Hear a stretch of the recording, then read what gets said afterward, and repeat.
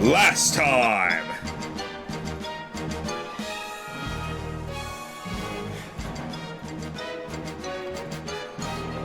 Someone else do it. Hey. Way to blow the wind off the sails, Jesus. Yeah, so last time,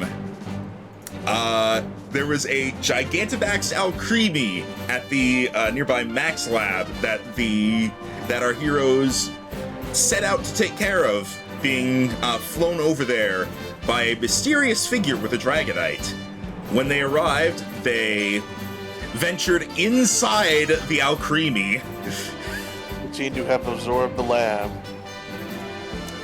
And through solving some puzzles, freeing Pokemon that were trapped inside cells, we're able to move on to reach the top and defeat the Alcremie in a battle, managing to take it down before it was able to cause any lasting damage.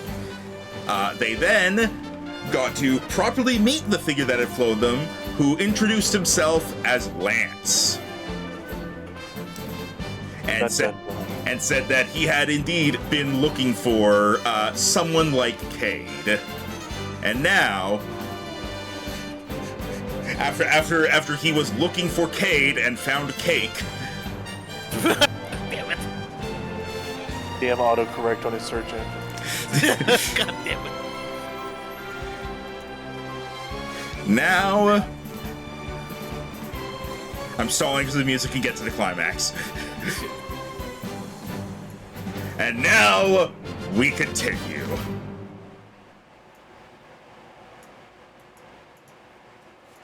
Alright, so, I'll say you guys are in the Pokemon Center at this point, I think. So let me, move you over there. Hang on, let me get a figure for Lance. And also, Also, because I'll admit I was just barely doing the adjustments right now. I saw one of the moves that Lapis got. Oh my. Yeah.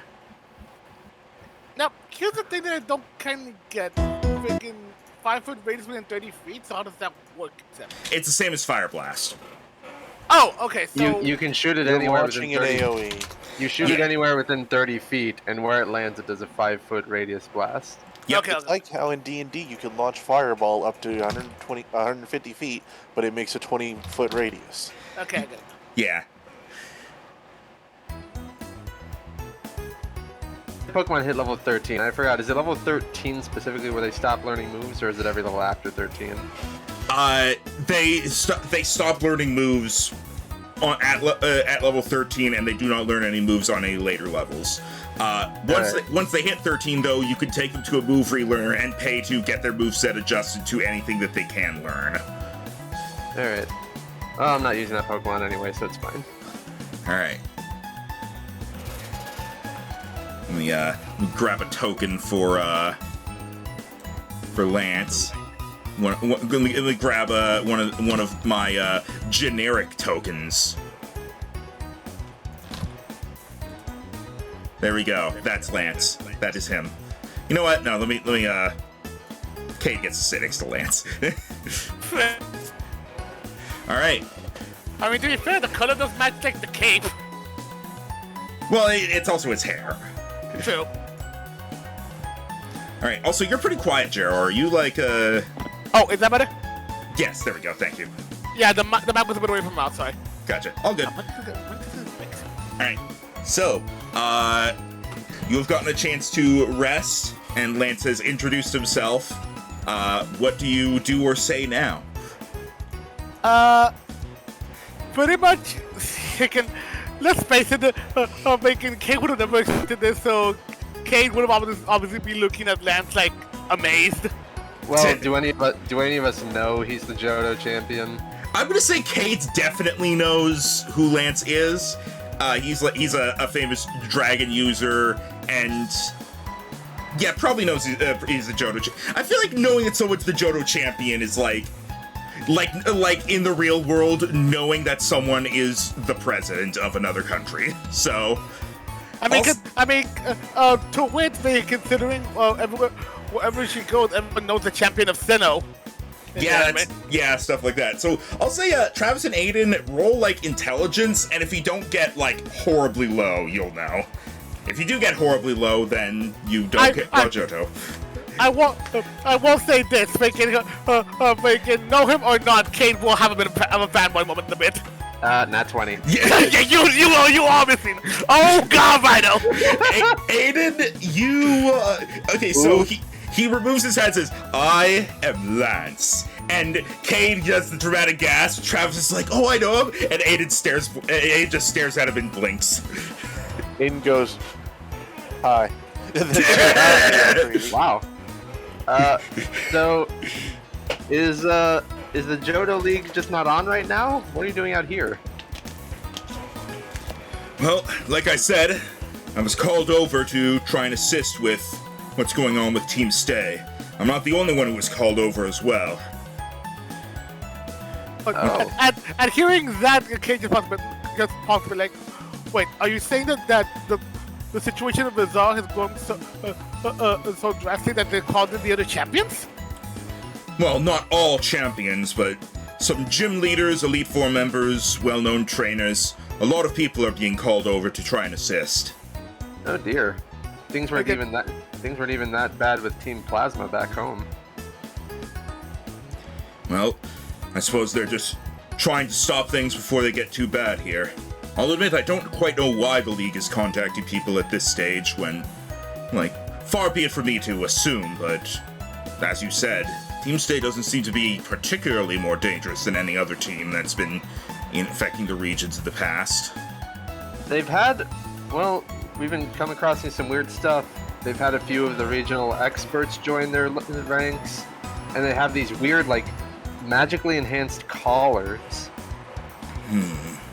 Oh, in fact, that we might have a little bit of help you against that, because looks over to because I think Rhino slash Aiden was the one that had the collar, right? It was given to Looker. Broken one, yes. Oh right, Looker has it. Right. We've been working with Looker of the International Police. Well, it's good to hear that the police are on it, though. It still troubles me what they could be getting up to. Not to mention this whole Alcremie thing going on. That wasn't them, was it? No, that was a different group. Again, well, considering everything, especially considering we want to stop them too, especially considering we've unfortunately had it run into a habit of running into them far too many times, we can absolutely tell you what we know. I would definitely appreciate that. Any information is better than none. Well, I do have a quick question. How did you know we found the dragon scales? Well, that's a little bit different. Let's just say it was a little test that I set up. Again, adhering that again, didn't remember that.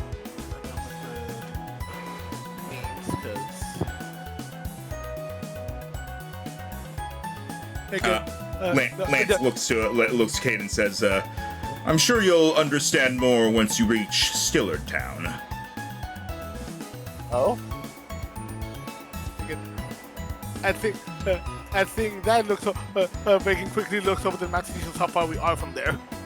That's basically that's the connecting town that you would go to from either Solna or Molna before going up Kamatola. Ah. That's like one of the few towns left in the region we haven't been to. Well, we're definitely going to be heading. Again, well, whatever the test is, we're definitely going to be finding out, considering we're on our way there for our 7th badge. Well, is there anything we should be looking for, or will it come to us? As long as you have those scales, I'm sure you'll be able to find your way there. Okay. Well, Dragging cult. Again, Very good. I've decided that is canon. Aiden is chanting that quietly as the conversation's going on. Oh yeah, no, that was definitely Aiden. Go. Well, we're still We're trying not a to figure- cult, thank you, he says as he adjusts his dark cloak. Aiden thinks on this Dragon Club. Dragon Club. Very good. Well, I think that at least. we're still trying to figure things out, but we've been going around the region looking into these mostly abandoned tech labs that were placed a few decades ago that were used to experiment on Pokemon. Things like Mega Evolutions and Gigantamaxing. And talking Pokemon. I have a feeling that this lab was not abandoned. Even back in Galar, Gigantamaxing doesn't just occur out of nowhere. Also not to that degree from what I've heard. Indeed, and not outside of Galar either. Not for that Like- long. Like I've heard And all of these the, other- like I've heard of there rarely being some PowerPoints functioning like ruins and stuff like that, but there are a few out that are very scarcely a few outside of Galar, but never something that would cause an alchemy to go to that degree. And from everything I've heard, it's been researched quite thoroughly, and there are no power spots in Resara. Oh, none? Oh. Oh. If there are, Well- they've somehow eluded being found for a very long time. I do remember that they require something called. I might be wrong about this. Witching stones, witching stars. That they're used with those races to be able to connect with the power spots to be able to cause them to be able to dynamite Gigantamax. Could they have possibly gotten their hands on enough of them to try to force a Gigantamization? It's possible. You know, in the Mega Lab we went to, I don't remember seeing any stones there. I remember reading that you needed stones to achieve Mega Evolution, but we didn't find any. Do you think it's just because by the time we got there, it was abandoned, so they had probably gathered everything and left? Maybe. Or they might have been trying to achieve permanent Megas that didn't require the stones. That's not good. Well, again, when it comes to Mega Evolution, while obviously it does give a great boost, and also definitely it shows a bond between the Pokemon. If it's prolonged for something like that, I mean, we saw how berserk the ones we faced were. Yeah. There's only 2 labs in the whole region we haven't been to yet. One's in the far south, near where trainers got registered, and one is out in the middle of the ocean between the 2 islands.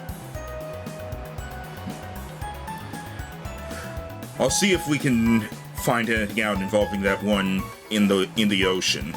As for the other one in the south. Again, and that like Kate, because I'm pretty sure like what else would happen, Kate would like start searching to the map and want to try to find out what those last 2 labs were called. Oh yeah, what are the names? Because we have them written on our map. The one that's in the one that's near Nazbor Town and such is the Multi-Lab, and the one that's in the ocean is the Monitor Lab. Don't know what those could be about. The only thing when I think about when it comes to multi, makes me think maybe something with multiply, maybe multi-typing. I think our theory was the fact that it was Pokemon that have multiple bodies, like the Magneton line and Mousehold. Oh yeah. I was thinking of multi-battle. Back in Unova, we have this gimmick battle type called rotation battles, but without trainers around, that doesn't really happen. Yeah, rotation battles never really did take off. Or Charles. May he rest in peace. Again, His heart was broken. The picture of doing a rotation battle in real life and telling your Pokemon to switch around is so stupid. Yeah. In this setting, I've determined that rotation battles were like a fad for like a month or 2, and that everyone was like, "This is stupid." But yeah, it's really bad. As far as we've been able to find. We think these guys connected to the labs are trying to capture the Reggies to awaken Regigigas. That would be disastrous. I'm still wondering what this might all have to do with Team Stay. Whatever the case, it seems that they're definitely on the. Both of them are better with Resara, but both have different goals. One, again, we've gone to we've gone to call them the again, lab group. Seems to think they're trying to get that if they're able to get the Reggies, they think that they're trying to bring to turn Resara to basically all the regions back into one, or be able to essentially try to make a sort of utopia, what Team Snake seems to be trying to go after. It seems from what we can see, mostly the legend. They're just trying to stuff for power to try to essentially take down the league, to try to make things how they used to be before we had the league and the gyms. We still don't know why, but Team Stay really hates the league. So two powerful groups, both of which with equally devastating goals, but very different. I wonder if it's a coincidence that they started acting up around the same time. We've heard that they did do some work together previously, but now they're definitely fighting each other. I'll have to report everything that I'm able to find out. We'll be having some people investigate the remains of that lab, see if we can find any clue as to what happened there. Right now, it's being sectioned off. It's rather dangerous to go right now. Well, we already checked out the other ones, but maybe you might have found something we missed. We could also see the location of the other labs. I mean, who knows? Maybe while we left, they might have tried. We didn't find anything there, but they could have tried to make sure there were no loose ends around there. I'll see if we can get some people to investigate. Right now, we're unsure about checking the other two. It's possible they're abandoned, but if we play our cards too early, we could end up at a disadvantage. Because if they end up being occupied at either of those, if they find out that we know the locations of those, they could be harder to find. If we let them think that we don't know about them, maybe they might slip up. Indeed. At the very least, if we were to send people like me or the full power of the League or the police after them, that would definitely send them into hiding and make it even harder to find them. But if a group of trainers like yourselves were to find the lab...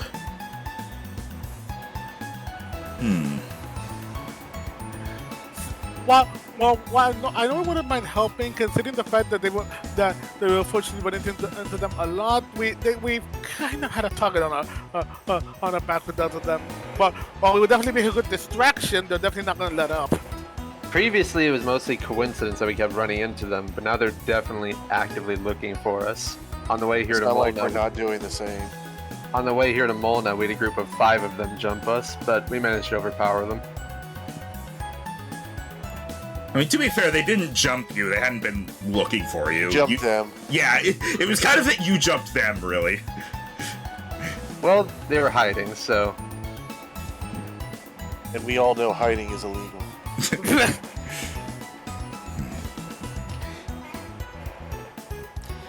It's possible that with you three being a group of, on the surface, ordinary trainers, they may be letting their guard down.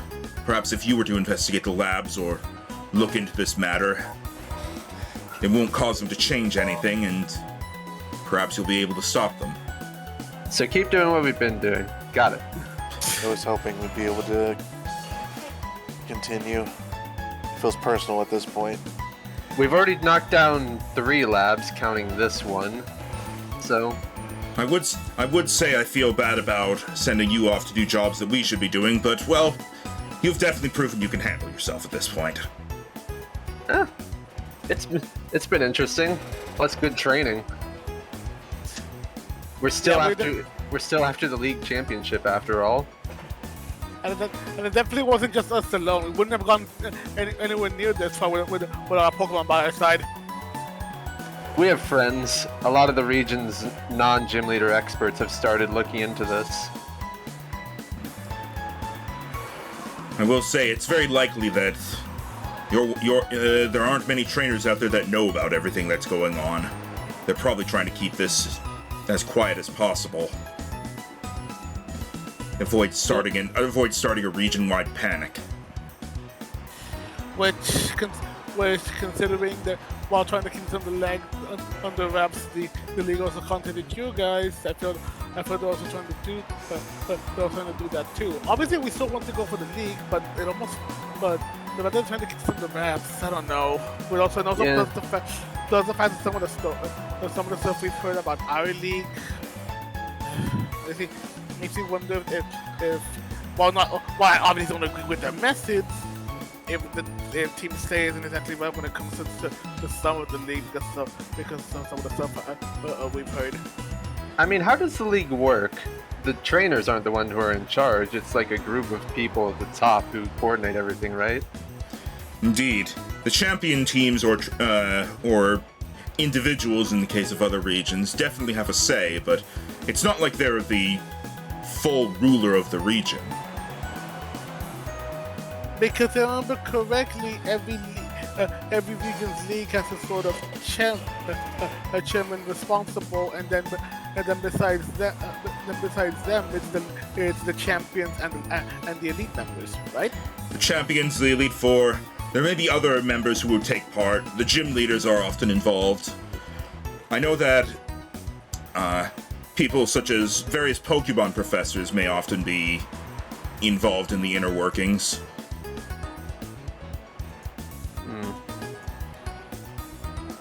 Well, that's something we'll have to look into when we can, I guess. We've only been hearing very vague things about why people might disagree with the current league. Well, I wish you the best of luck with it.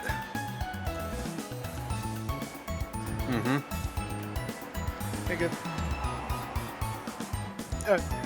As we're talking about this, people, I don't know if anyone would notice, but Kate almost feels like he wants to add something, even though he knows it. He almost seems nervous to ask it, but he feels like he really wants to. You look like you have something you want to say, Cade. Okay, we can add that break in game because this chief is going that obvious, huh? I feel like all of us don't have particularly good poker faces. Okay, I know this is completely out of the blue, and I know you're probably busy with dealing with Tuesday and everything, but is there any chance you could possibly I could possibly have a 1-1 battle with you? Really? Right now? Not now, obviously, considering the Pokemon need to rest after everything. But I mean, before he ends up leaving. Yeesh. You didn't even try and fight this region's dragon expert. Well, to be fair, when we're dealing with that, we're kind of dealing with a rampaging Regidrago. I mean, he's not even just an expert. He's a champion, and from what I remember hearing, originally started as a Kanto Elite Four. Lance gives a chuckle and says, "Don't worry, Cade. That time will come before too long." Ominous. Dun dun dun! The camera zooms in on his face as he does the evil grin. If he had glasses, he would lean down and there would be glare. Yeah, they become opaque. Kate just looks surprised at that, and if you were to notice, a ball with a certain dragon and it just shakes a little bit. At this, Lance stands up and says, "I should be taking my leave now. Help out with the investigation of the remains of the lab." Do you want to swap contact information in case you learn something? That seems like a good idea. And boop boop, they're done. I just feel it's like those speaking it's like how in Persona 5, whenever you're let's swap contact information. Both people take out their phone, stare at it for a second, then put it away. Like, all right, done.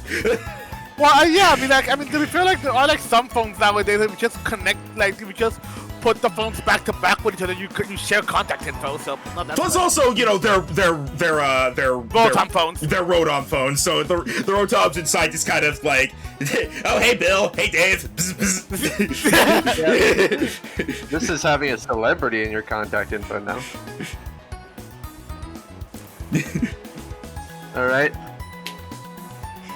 Well, this was definitely a surreal day, fighting a giant cake and meeting a region champion. Speaking of whom, the cake, not the champion. Aiden goes to check with Nurse Joy. All right, I will say, like, around this point is when Lance bids goodbye, and he heads off, flying off on his Dragonite to go investigate the remnants of the lab. All right, so there's an additional part of this whole Dragon Scale quest in Stiller. Gotta remember that. Again,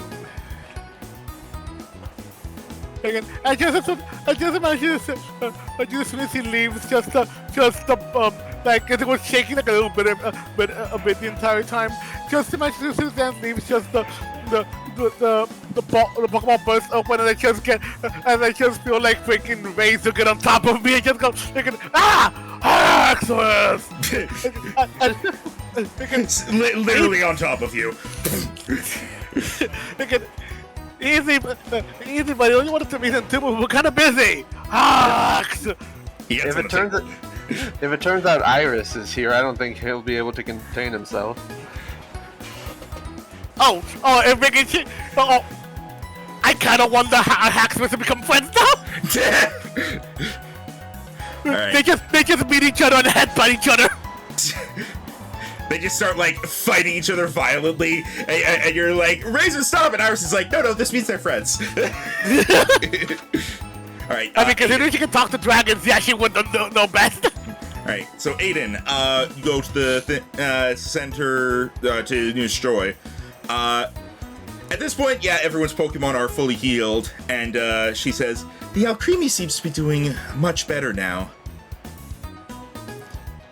Definitely need to rest for a while after what happened.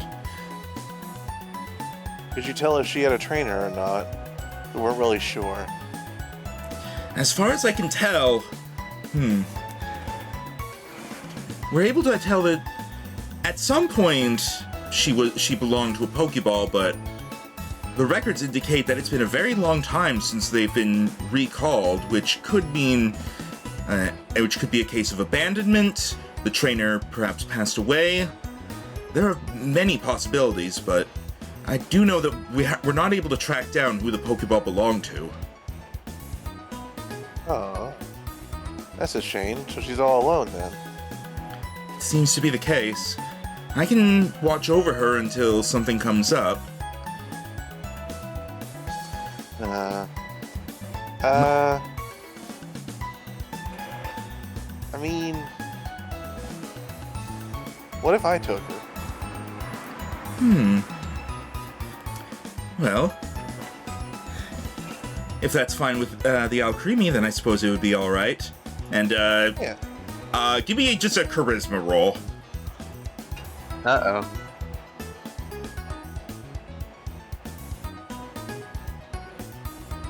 That's okay.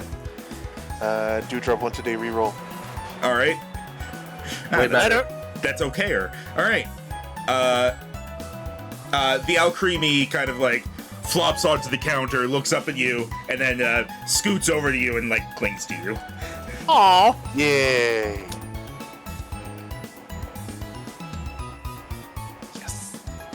Perfect timing, since we're gonna go fight fighting and dark type soon.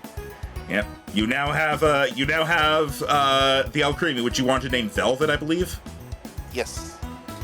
All right. Give me a moment to get that set up. Oh, so it's not a strawberry Alcremie, it's a clover Alcremie. Yeah, also, Vital, green! Yeah, the Gigantamax one was just kind of the default look because that's all I really had access to. I think when it comes to the Alchemists from the Gigantamax, they all look the same, honestly. I didn't even realize that Alcremie had like multiple colors and fruit they could. Oh yeah! Yeah, they have variants based on the item they're holding, and then based on because you have to spin, and basically it's based on the time of day you spin, the length of time you spin, and the direction you spin determines what the Alcremie becomes. Okay. There's like a whole chart.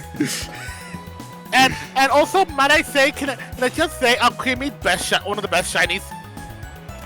Rhino thought it looked evil, yeah. I know it looks cool. Are you kidding me? I wonder what level it is. Here we go.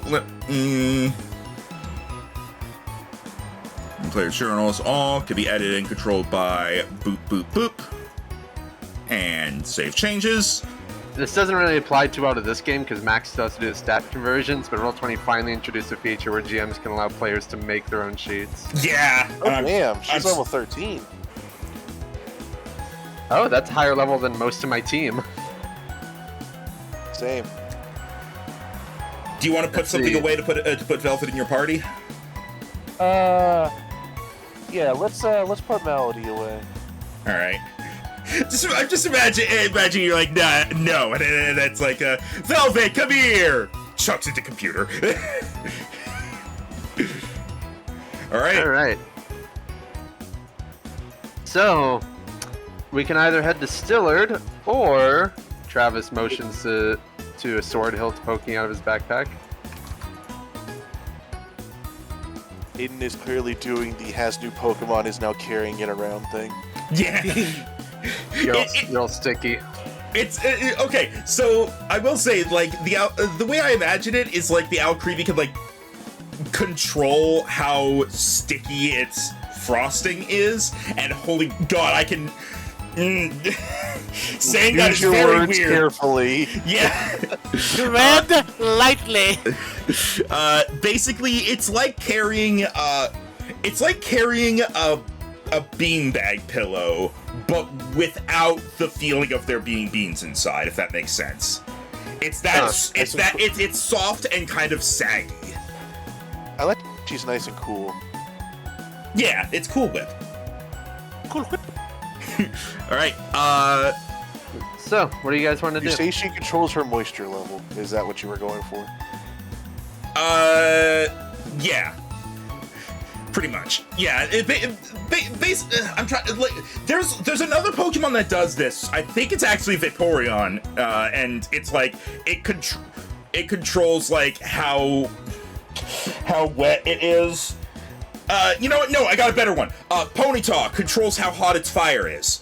It's like Yeah, that. that's the there we classic go. one. There we go. There we go. I thought with the Vaporeon one, you were just starting to say it controls how like viscous it is, considering the thing could fucking melt if it wants Yeah, to. it's something like that. It like controls if it's like covered in moisture or if it's dry or something. I don't know. Ponyta, that's the better example. Anyway, Vaporeon, did you know? Moving on. Stop that! But actually, by the way, freaking, you know how I mentioned the whole spin thing, freaking Max? Yeah. Fun fact, that actually fits in the anime too, because that's how Go evolved his. Perfect. He just got happy when he got the pre-evolution and just spun around a bit, holding it, and all of a sudden it just evolved. I'm gonna say, like, it didn't come up because you guys never got a Milcery, but in this setting, I'm gonna say spinning and having an item is sort of how you do it. You need to give it the item, and then it spins, and that's it. Spin to win. Beyblades. All right. So, let's bring you guys back to the map. As you now have your options. Do you continue on to Sillard Town? Do you go to the Chamber of Legends, or do you do something else I haven't planned for? Ooh, Velvet's got good stat allocation.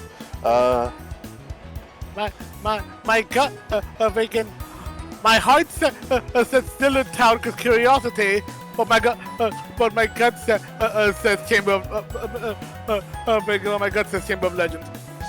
I think you'll be too distracted once we get to Stillard to be up for a detour.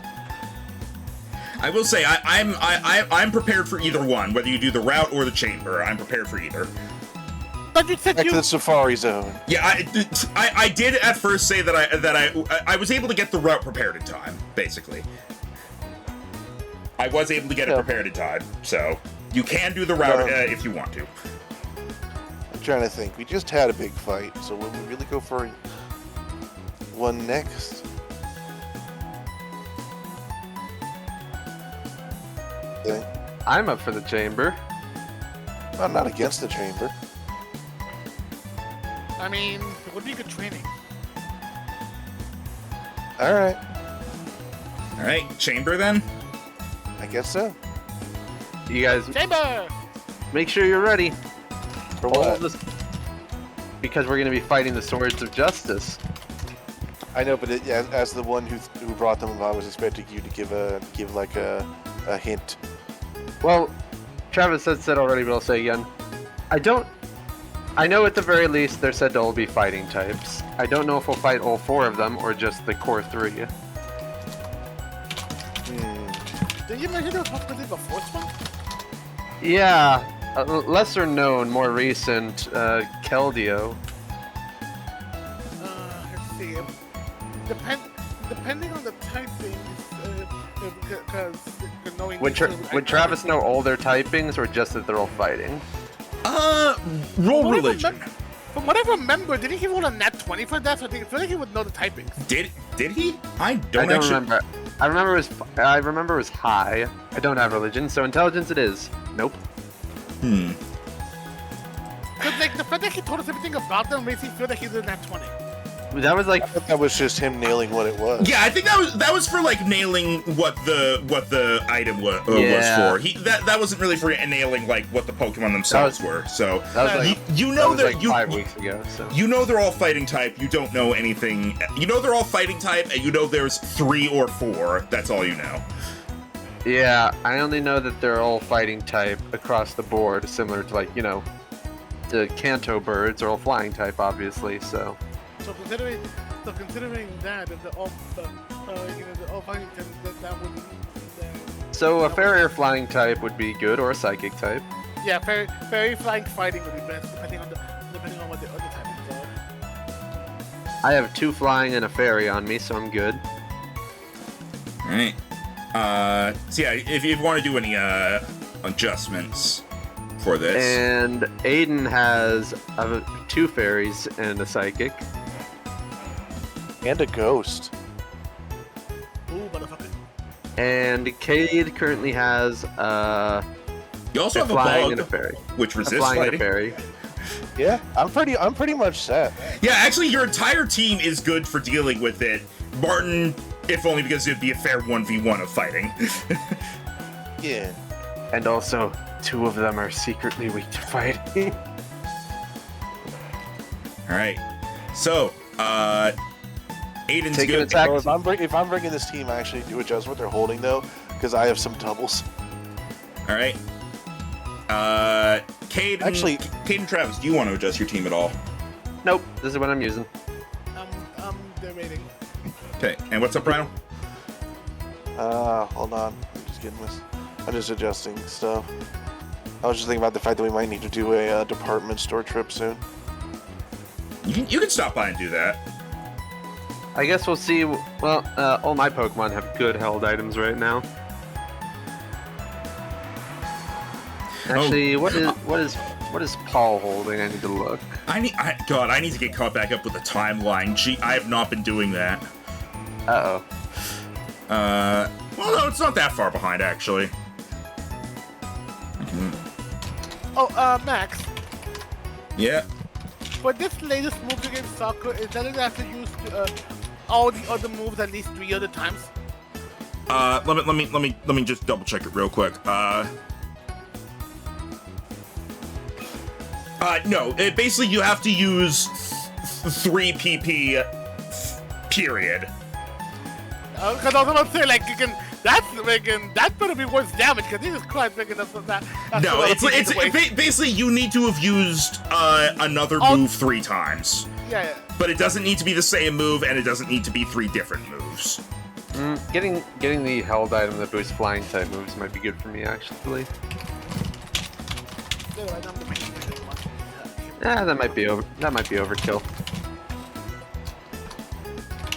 All right, so it's the okay, yes, the department store, and that's up to date with what all we can get right now, right? Yes.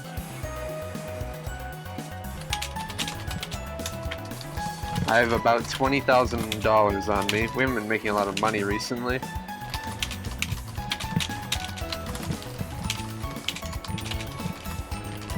Ooh. That might be good, actually. I would slowly be boosting the defense. Zombies are gonna be surprisingly tanky.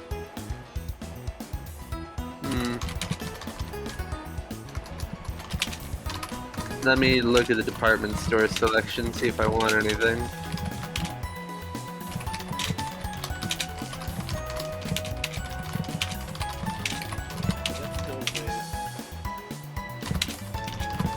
And you said Black Belt does not stack with Iron Fist, yes? I think he said punching glove doesn't stack, but black belt does. Correct. Yeah, punching glove does not stack, but the black belt does. All right, there we go. Turn lights caught back up. Okay, there we go. Here it is. Department store. Yes. So it would be Yes, it's not Sparkly Wing if I wanted to boost flying type moves. No, No, wait, no, that's fairy. that's fairy. Flying is sharp beak. Right, sharp beak. So are you heading to the department store? Yeah, I think so. Seems like a yes. Just a All quick right. trip. I could afford one vitamin and then one held item. The right vitamins. They're 10,000 each, and I have $19,000. So I could afford one held item and one vitamin if I really wanted to. Don't one of you have a sharp beak? I don't. Huh, I swear one of us had a flying boosting item. Oh well. I probably will buy a sharp beak then, and maybe one vitamin. All right. Yeah, I'll buy a sharp beak. So I'll minus 5,000 from that. Max, Yeah. for now at the very least, I will deposit Monster and Lapis. All right. Mothra and Lapis.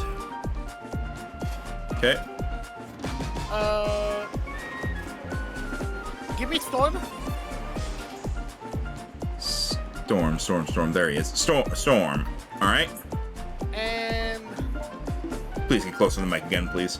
By the way. oh, that better? Yeah. You just kind of drift away from it over time. Weird. I will buy one iron to give to Paul to buff his defense. All right.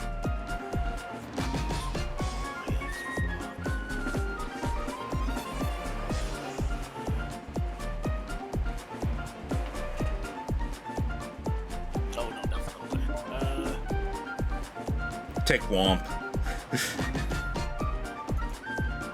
Rock Steel type. What's the worst that could happen? Death. That's what happens.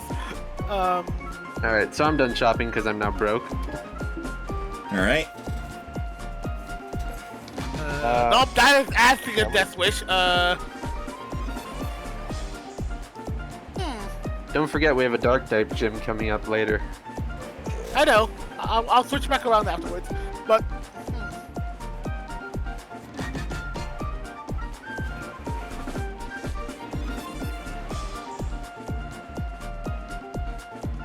how would that work? How would what work? I'm debating bringing in an interesting freaking addition. Oh. Might be time again, just because I've yet to use them, and freaking it will be interesting to see how this what the hell happens.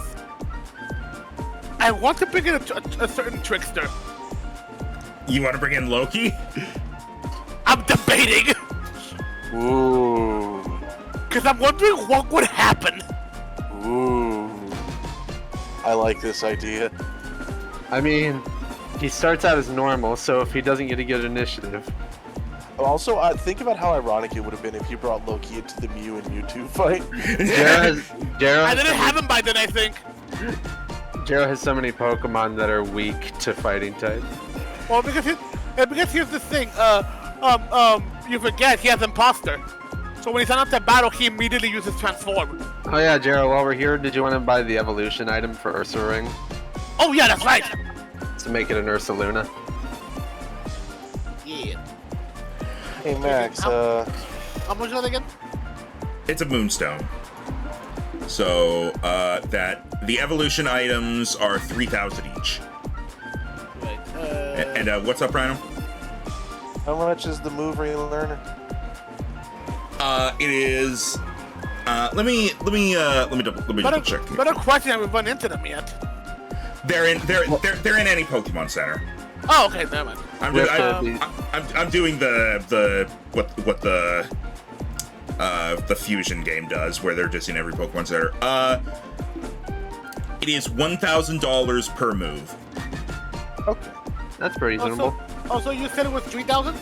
for the Moonstone. Yes. I will get one then. All right. I mean, not that you're even using Ursa Luna right now, I just wanted to mention it.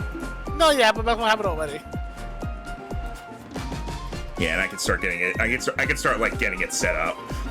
Yeah. I won't even put it in my inventory then, because it will just be set up for the future. You could do Corviknight. It's neutral to fighting. True. Or you could use Slowking, because Psychic type. Also true. I'm kind of liking the idea of Ditto. Of course you do.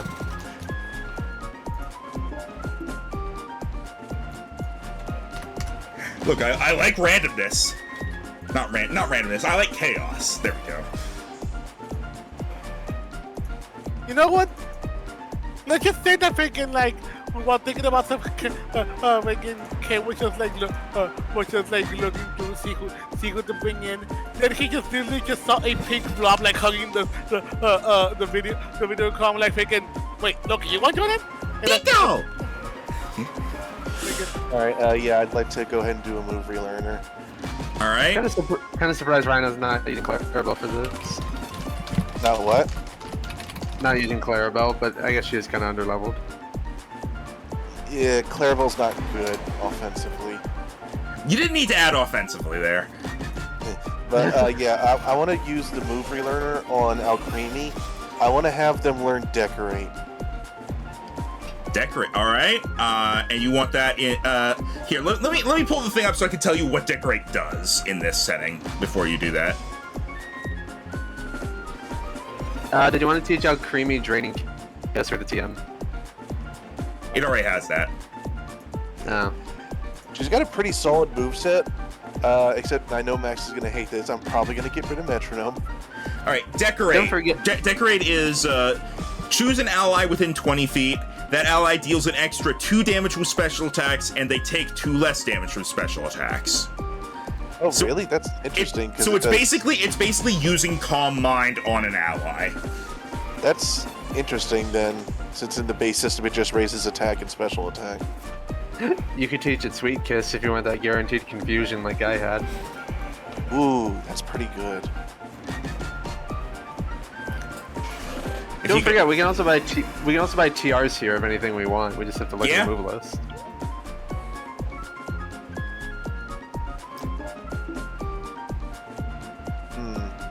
And I should clarify, with the move relearner, that gives you access to any move that the Pokemon can learn normally. If they require a TM or TR to learn it, you have to get the TM or TR. I figured that. Yeah, I know this is a Decorate is a move that Alcremie can get normally, but just in general.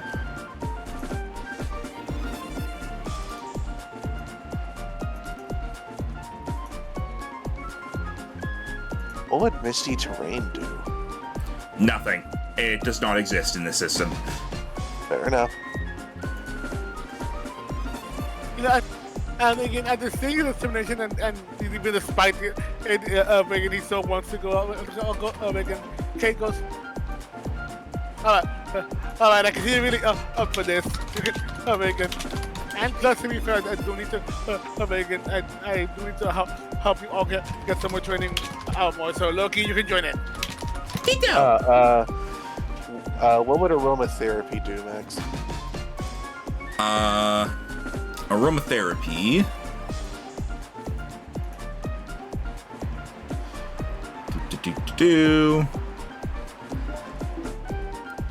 All status effects, except unconscious and petrified, that are currently affecting you or any allies within 30 feet are cured. It is a one-use move. That might be good if we get bogged down. It's basically a move version of the Poké Flute. I figured, but that also means we then have 2. Yeah, I'm just simplifying it. Fair enough. What do you guys think on that one? Having a nice cleanse move might be good. Yeah, could be. Holy shit! I don't know what her full move list is currently, so. It's pretty much mostly offensive, but she has like a fucking rainbow, and then Calm Mind and Metronome. Metronome is fun, but definitely a bit troll to use. Yeah, so that's why I was looking to swap that one out. So that's why I thought a nice support move would be a good balancer. So that's why I was debating the cleanse, or like a buff. I think I'm gonna go for aromatherapy. Having another way to cleanse would be good. All right. Okay, so. I apologize. It's been a while since I've been to the department store with a decent amount of money, so Yeah. I hadn't even realized the past few battles we've been in aren't earning us money, so we didn't have as much as we would normally have this late into a game.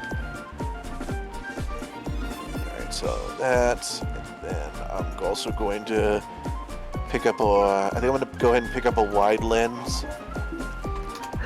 I hope beating the Swords of Justice gives me a sword item, so I can give Muramos my sword, so my sword can carry a sword. Yo, dog. Originally, when we found a broken sword, I was like, "Is this for the whatever the Gen 8 legendary?" Almacen and Zacian? Yeah. Yeah, that's what I thought at first. Got a save too. Look, it's a little hard when they have 2 things that are based on swords. No, that's fair. It was a coin flip. It's fair, but it was literally a plot point in the games that there was a broken sword and shield item. Yeah, but you would have gotten the both. So. And I'm also gonna pick up that. Would we have fought in Swordward and Shieldbert? I would have just let you beat them up. Like, not Pokemon battle. I would have just let you throw hands with them. I don't like those guys. Thank Oh you. god, they were annoying. Alright, what to get for Velvet? Would be good. I stepped it up with the post-game content in Gen 9. Caramba, así no te que te freaking Sword Shield DLC. Te freaking Yeah. So you might enjoy this. Now, Ursaluna has a trait. Oh. Oh.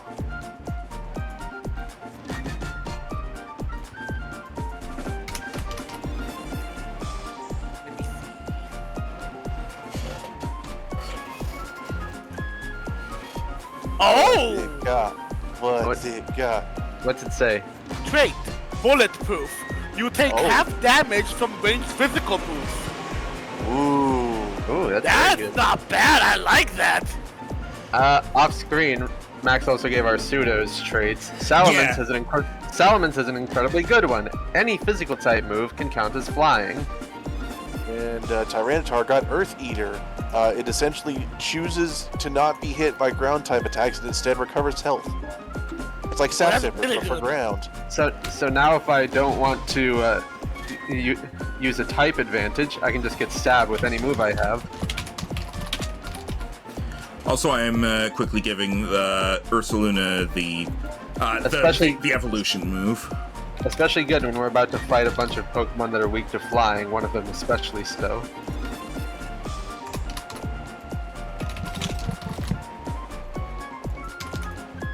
Alright, I spent $19,000 here at the store. I spent 15,000, but I'm basically so low I might as well spend all my money.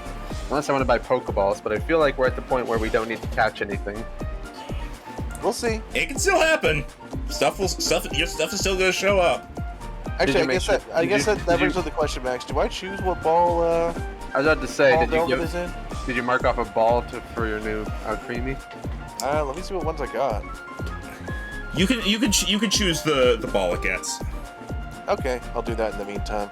I think I'm done shopping. For those curious, I bought a black belt, a charcoal, and a wide lens. Okay, I bought 1 iron and a sharp beak. All right.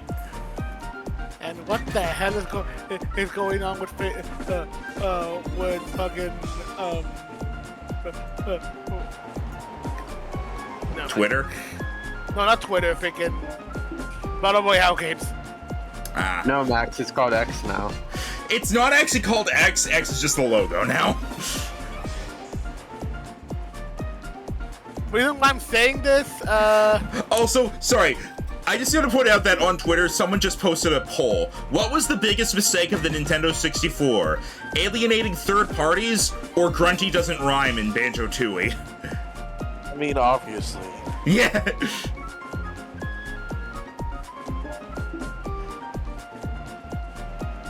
How dare she not rhyme?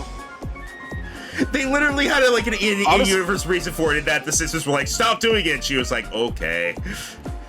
so, I think it was the fact that in order to play Majora's Mask, I needed to, or Donkey Kong 64, I forget which one. I needed to get an expansion pack for the 64. That would have been DK64, but Majora's Mask didn't require it. Yeah, I thought that shit was weird. Yeah. Also, by the way, I know you're not bringing Andromeda in, and Andromeda is very low level comparatively, Jero, but Andromeda does now have the, it gave it its evolution move, so you need to delete something from the list.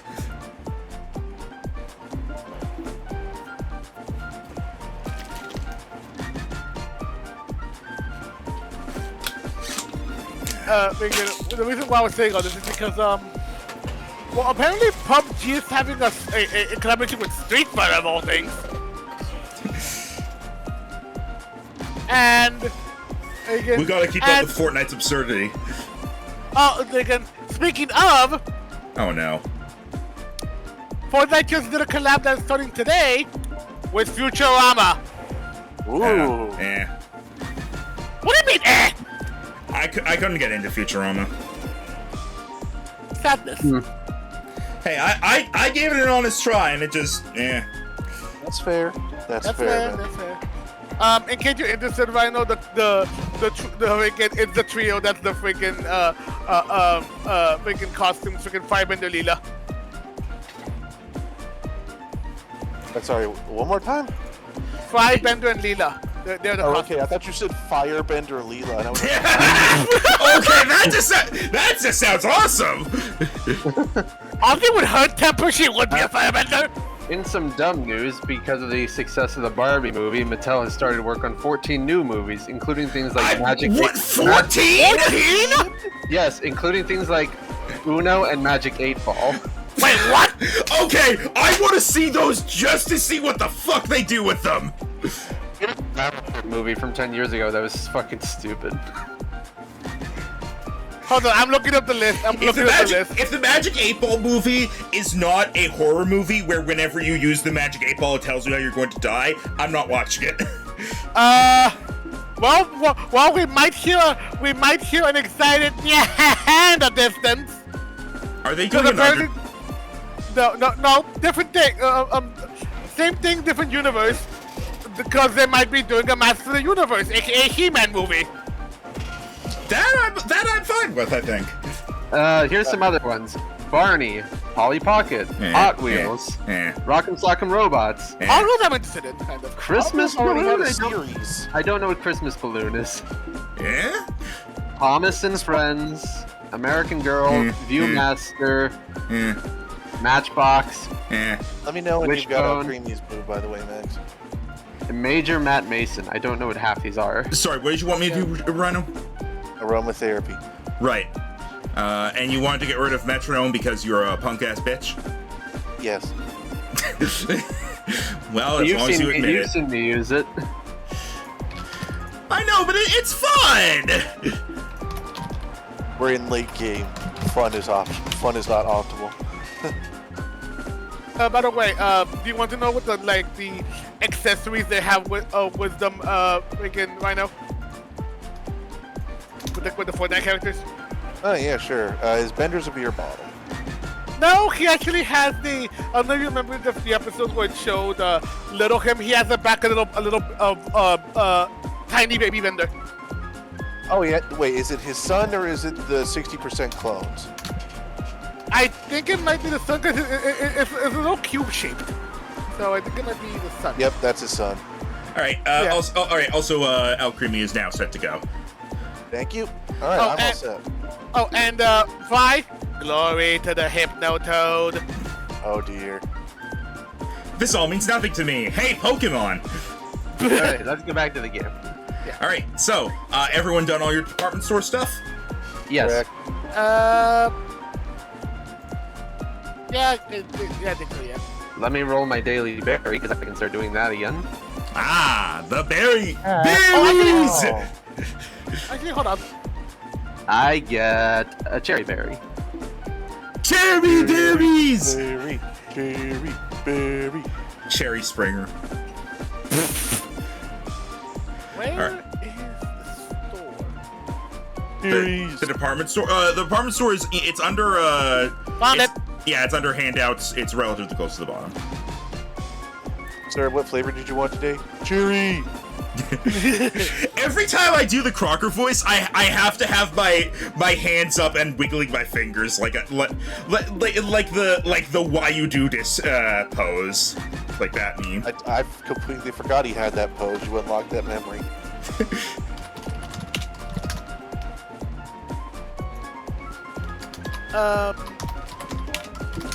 Again, Sparkly Wing is the thing for fairies, right? Yes.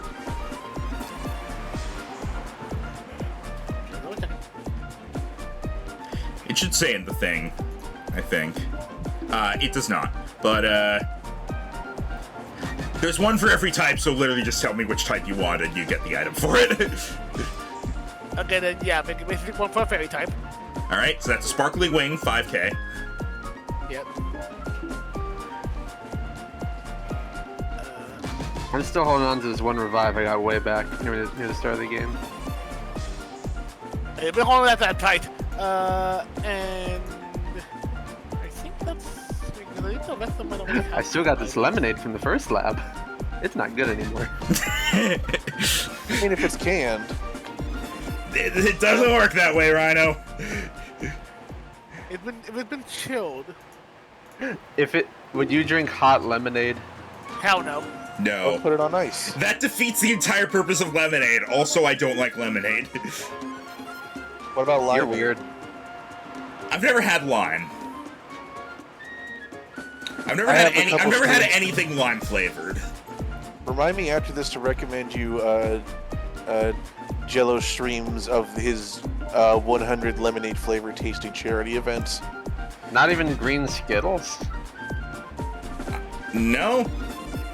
I don't really eat Skittles. I eat M&Ms.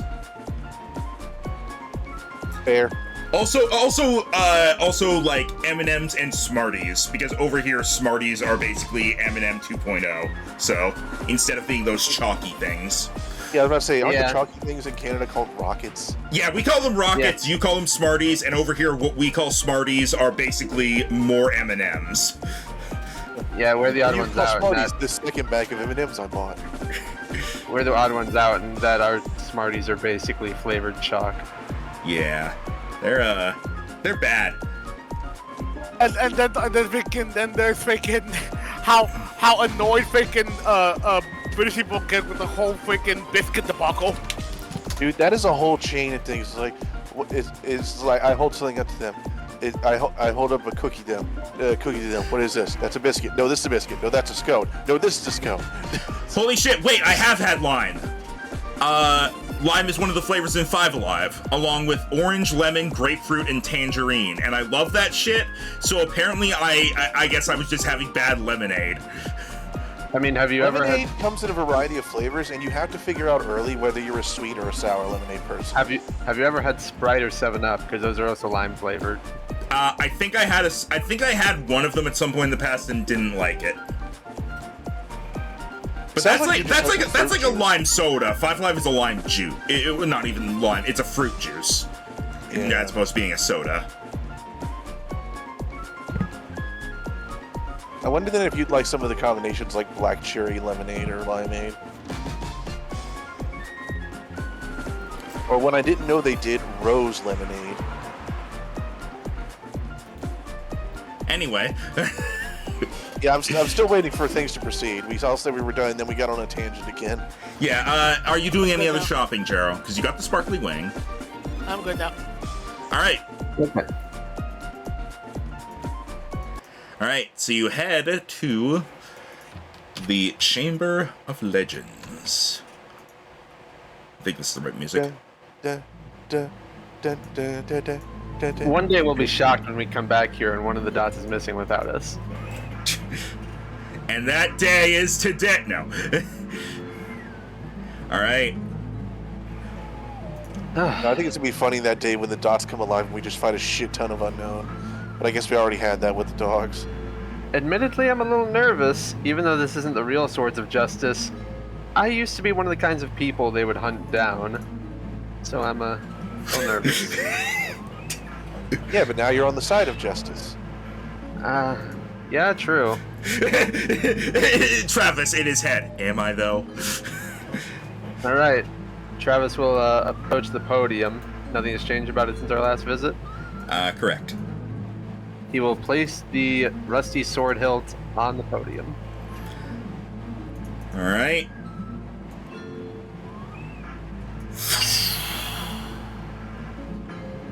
I know. I always wondered with the Keldeo legend if it was supposed to grow up to be like the best of them all, and then I realized later on it's like, oh no, it just grows to be an equal because that's what it wanted. They do give it a super form. But the super form is purely aesthetic. All right. You're here now. That's your attack. I do feel kind of bad for Terrakion because it's weak to the 3 types of the others. I'll put you down there. All right.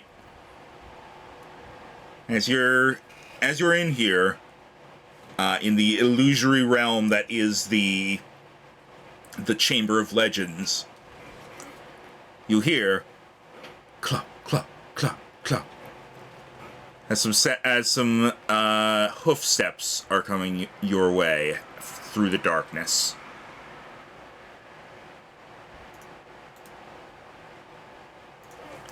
And stepping out of the shadows.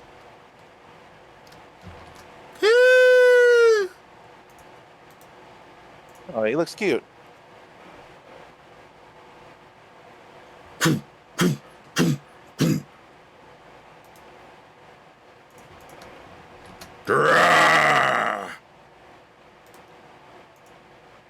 That one a little less so. As from behind him, others begin to join. Freeze. Oh. And then finally...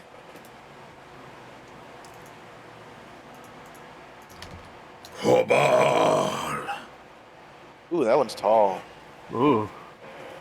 Yeah, something tells me that's the leader. Cobalion, Rizian, Terrakion, and Keldeo, the 4 Swords of Justice. As they all step forward, and you reach to your sides to grab Pokeballs, you realize you each only have 2 Pokeballs. You took my advice. Well, it makes sense. You get to choose what they are, but you each only have 2 Pokemon for this fight. Alright, come on out. Bahamut. I'll fix your HP in a minute, buddy. And come on out, Paul. This is admittedly also a good way to make sure the fights go on for absolute ages. Yeah. there's no real threat if it's 18 on 4. Yeah. All right.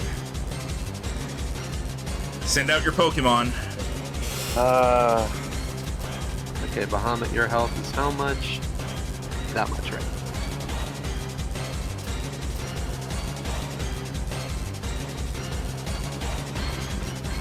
Go.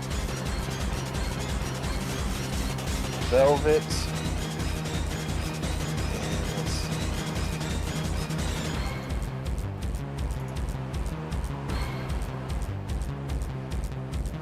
let's go with the starter.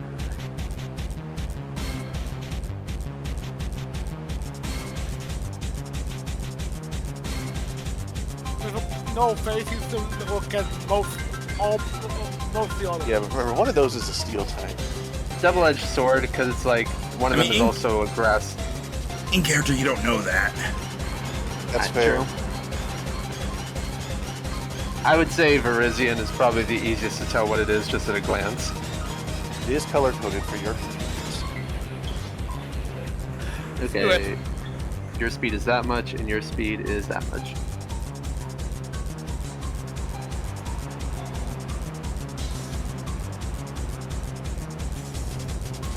All right, so that is Bahamut. Bahamut is 20. And Paul goes slightly before him. He rolled higher.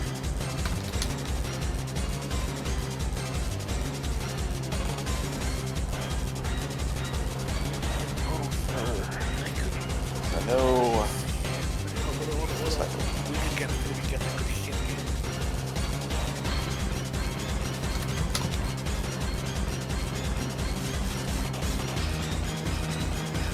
Now Jared's questioning if he went to troll with the Ditto.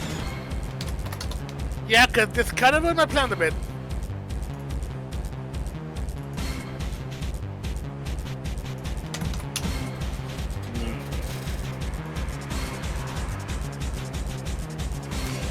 Go Dewdrop.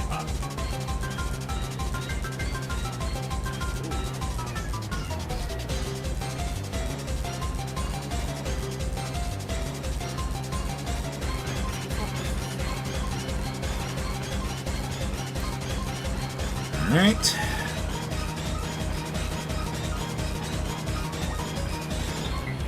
Go ahead and give me Dewdrop's thing. Yeah, Alright, I haven't actually done the... again, Aiden, Yeah? that, again, the one on the far right definitely looks like definitely seems like it might be a rock type. You can handle them? Yeah, I could do that.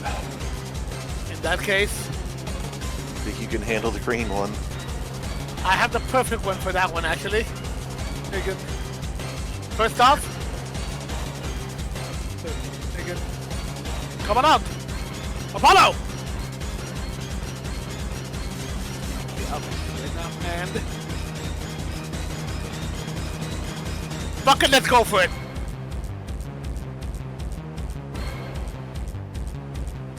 Again, do your thing, and choose your target, Loki. All right. Are you letting Loki choose, or are you choosing for Loki? Again, fortune favors the bold. Let Loki choose. All right. First off, let's get everybody's speed stuff, please, Rhino. Sorry. Yeah, also sorry that's not going to choose. No, it's fine. It's like this whole thing Oh, is choice interesting. based. They have this. Interesting. My Pokemon have the same speed. Cavalion got a 30, damn. So this first one's going to be Velvet. So that's the first one I put out. This you do a drop. Hey, roughly the same. All right. Also, this is Apollo. Oh no. That's not great. 12, 12, 12. And this is thinking Loki.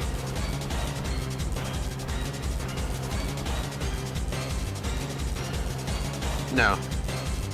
At least he fits nicely into the curve still. Why is Ditto so fast? He's not. You gotta get in that transform early, otherwise you die. Well, to be fair, he's already out, so he is already transforming. Yeah, that is true. The imposter trait acts up, or activates rather. I was about to say all the enemies go before him still. Yeah, but it happens as soon as you're sent out for battle. So, Loki is going to turn into roll me a d4, Jero. Oh boy. Because you said you wanted to. All right. If we start at the top and go clockwise, that'd be Keldeo. Well, we're not starting from that because I'm going based on a list that I have. As it transforms into Virizion. I like how you made it. Looks like a big old booger. No, he's Gudo. He's making the Goo Ditto. Ah, the Nickelodeon slime grew up. Okay. I am going. So give me a moment, Jero. I am basically going to create a copy of the Virizion sheet and give that to you. So that's easier than having to copy over everything from it into Ditto and then deleting it after. So. All right. So. Loki Virizion. While this is happening, oh god, Kobali has to go first. I need to set this up first. Take your time, man. Okay.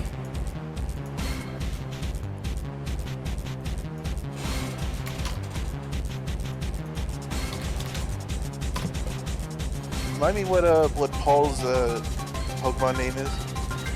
Caribidon. There you go, Solar.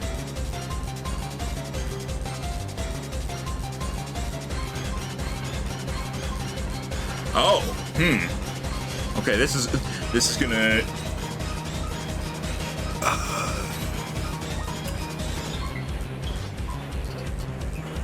Okay, I made a mistake here, so I'm going to just do this as a quick fix.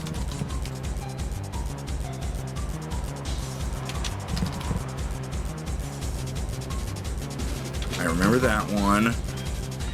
Yeah, Solar, this was a Sunstone evolution, and it's neat because he has a special ability with his Durian tail that lets him hit with his defense. It's really cool.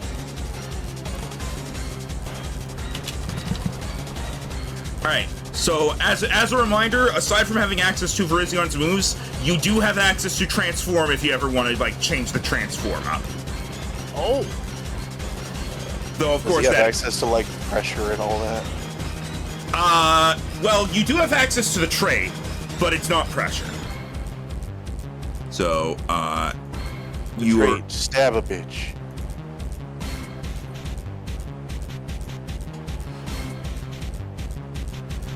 Okay, and now let me just move this all the way up here. I'll just put it here at the top. Let me delete. Well, no, I'll just move Loki off to the corner here.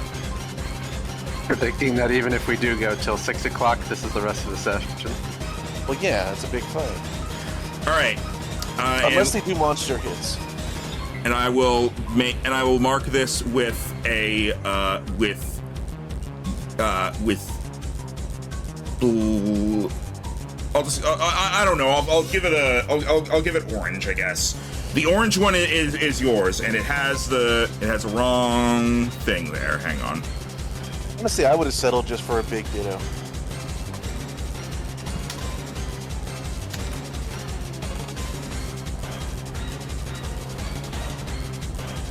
Nice to see that Kate doesn't have hard feelings about the Rhyperior incident.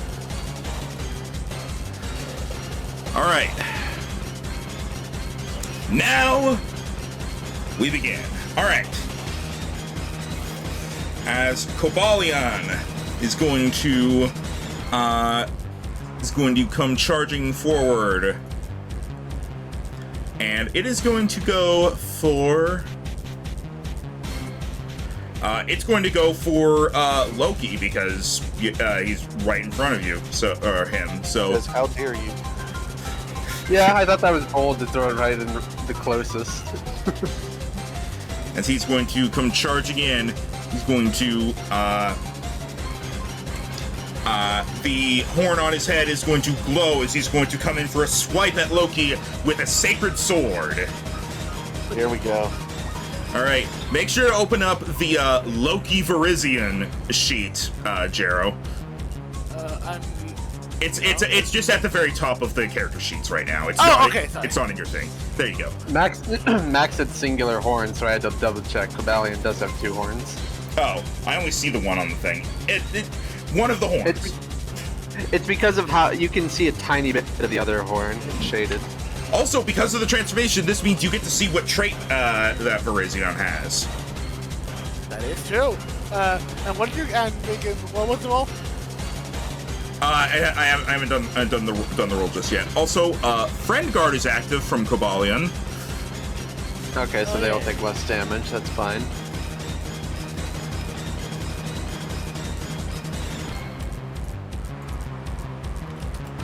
And the to hit, that is a 17 to hit. Probably misses. Physical or special? Physical. Expect everything these guys do to be physical. Again, 17 hits exactly. All right. That is 18 damage to Loki. Huh, expected a lot worse. What type of move was that again? Fighting. It was Sacred Sword, which Travis can tell you ignores all stat differences. Okay, check it. Yeah, so like anything you did to increase your defense. But anyway, now Keldeo is like, I'm gonna help, and he's going to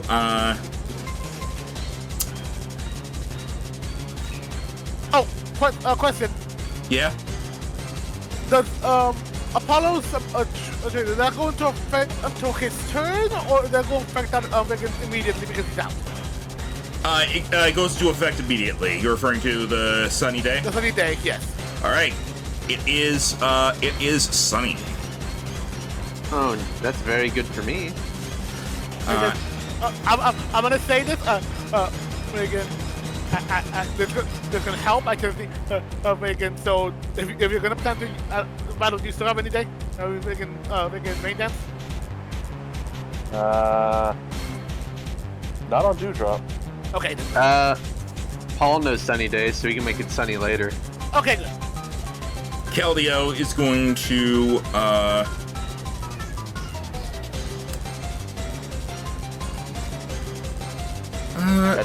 It does distinctly mean water moves are weakened. Keldeo is going to head over to Velvet and is going to spin around, slamming its tail into Velvet for an Aqua Tail, which is going to be reduced due to the sun. Now, I believe that, yes, half their damage is half, so it's as though you resist it. So, that is a 20 to hit physical on Velvet. Yes. Yeah, that definitely hits. It misses? 20 physical? Yeah, Velvet actually has a lot of her stats into physical defense, so she has respectable. Really? I looked at Alcremie's stats on Bulbapedia, and it had pretty trash physical stats. No, I mean a lot of her EVs got put there. All right. I didn't mean to close that. All right. Terrakion is gonna charge at Bahamut. Okay. Here comes the train. Choo choo choo choo. And is going to try to hit you with a Stone Edge. Yeah, rock moves still hurt a lot. That is a 26 to hit physical. It hits, but Bahamut's wearing a rocky helmet, so it will take some of the damage. All right, so super effective damage. I always like to imagine how they have to wear that. All right, that is 45 damage. Oof. Okay. And so 1/3 of that. 15. Yeah, that's actually pretty easy math. All right. That's already a fourth of my health gone, but it's fine. Paul, you guys finally get a turn. Paul is going to move over to here and using the sun created by Apollo's flame, he instantly charges up his frills, and he shoots a beam from his mouth as he uses solar beam on Terrakion. Unleash the power of the sun. Hiya! 19 special? That's to hit Terrakion. Yes. That hits. Alright, so because it is a rock type, I get to add 2 more d10. So that is 29 plus 16, which is 45 grass damage. 45 minus the 2 to 43. Bam! That is a big hit. Alright, cool. Paul is the favorite of all. Alright. Bahamut. Alright, I instantly get 2 turns. Let me double check this. Nah.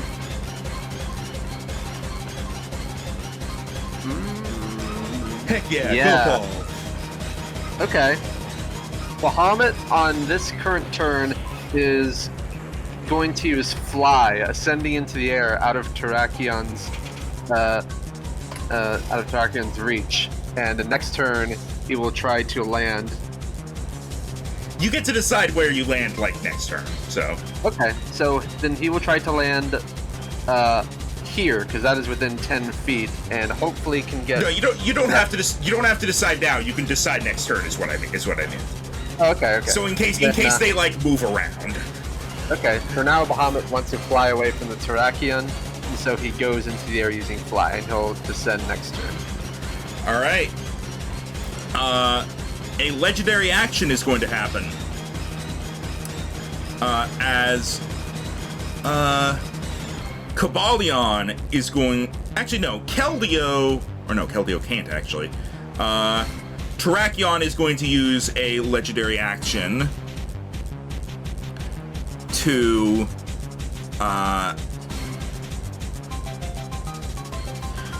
to send a rock slide at Paul. Okay.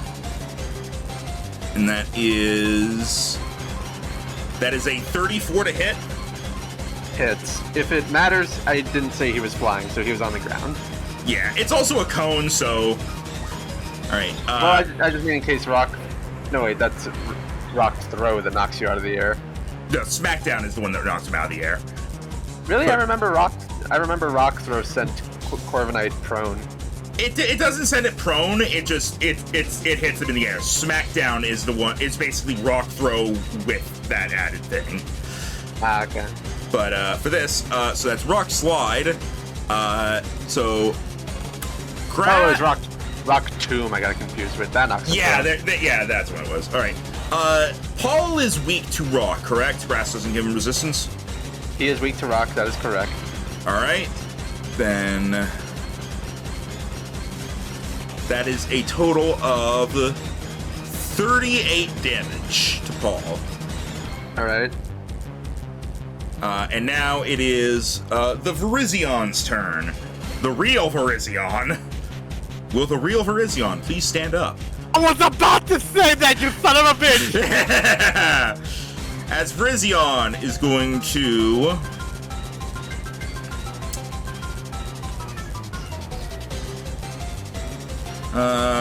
where's your movement speed?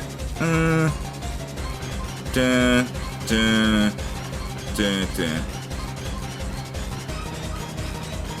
it's going to run around to here, and it is going to bring one of its legs up as it glows brightly, taking in the solar energy as it uses Solar Blade on Dewdrop. Fuck.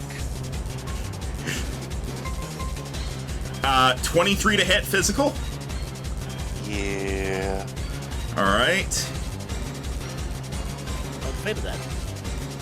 Me too. I was just hoping for Leaf Blade. You take 49 damage. Wow. We're definitely getting challenged on this one. All right. Loki. So, Virizion. So the pink Virizion. Hey, do you also want to do a Solar Blade? Verizon Fiber Optics. freaking depends. You want me to hit the tiny one or the big one? Hit something. Well, we know Cobalion is steel type, so he is weak to fighting. Do you know that in character? You said out loud friend guard is up and that they took less damage. Okay, then yep, all right.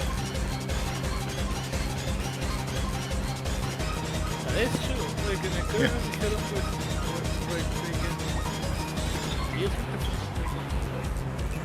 true, but I feel like, but also, another one of mine is weak to 2 of those things, so I need to take him out. Fair enough. In fact, in character we have reason to suspect all of their typings, because this one's used 2 rock moves, this one's used a water move, and Jero knows that Rizian's grass from these. Yeah, I'd say at this point you know them all. Cobalion was the only one I was unsure about, but yeah, because of friend guard. Yeah, so you know their types. Also, by the way, Loki does have the Ditto face despite being a Virizion. Love it. I am a sword of justice!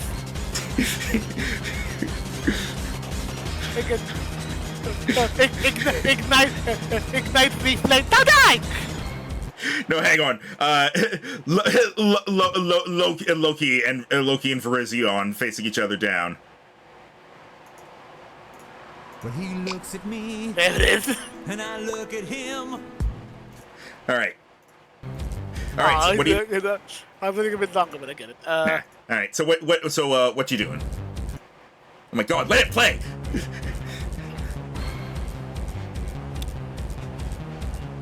I'm going to go. I will. Hang on. How did you move around? I was here, so I moved. I'm already here, so I moved over here. But considering he's still in range, I figured that wouldn't do attack of opportunity. No. You are leaving range of Cobalion though. Am I? Yes. Yeah. And you can't stop moving there because you're inside Virizion. So. Okay, fine. Attack me. All right. He's going to try to hit you with an Iron Head. 19 to hit physical, so Damn it! Yeah. that is. Does grass resist steel? I don't think it does. You can check. You can check your damage roll for resistances. Yeah. I think it's just normally. No. Yeah. All right, then that is 22 damage. Howie. Oh yeah. Also, by the way, when Terrakion got hit with that solar beam earlier, it seemed to get stronger. Oh, dear. Yeah, because I can reveal it because I actually know it because I'm a Vizion. Oh wait, thinking. Oh yeah, it's still set to 2 GM. Trait justified. When you take super effective damage, you deal an extra 2 damage with all attacks. So we need to try to focus and get these things quick. I buffed it from how it was in the games because you're not going to use fucking dark type moves on these guys. Also, Solar Blade. On Terrakion? Yep, need to get with this thing quick. All right, go for it. Oh! Loki! Loki! Play the theme music! Alright, so you get to add another 4d12! 4d12 to that. Do it. So that's 34 plus 15, which is 49 plus. Aw. You know what? No! Reroll those! There we go! That's more like it! So 49 plus 24 is 73. 73 Correct. minus the 2, so minus 71 hit points! Woo! And you like hit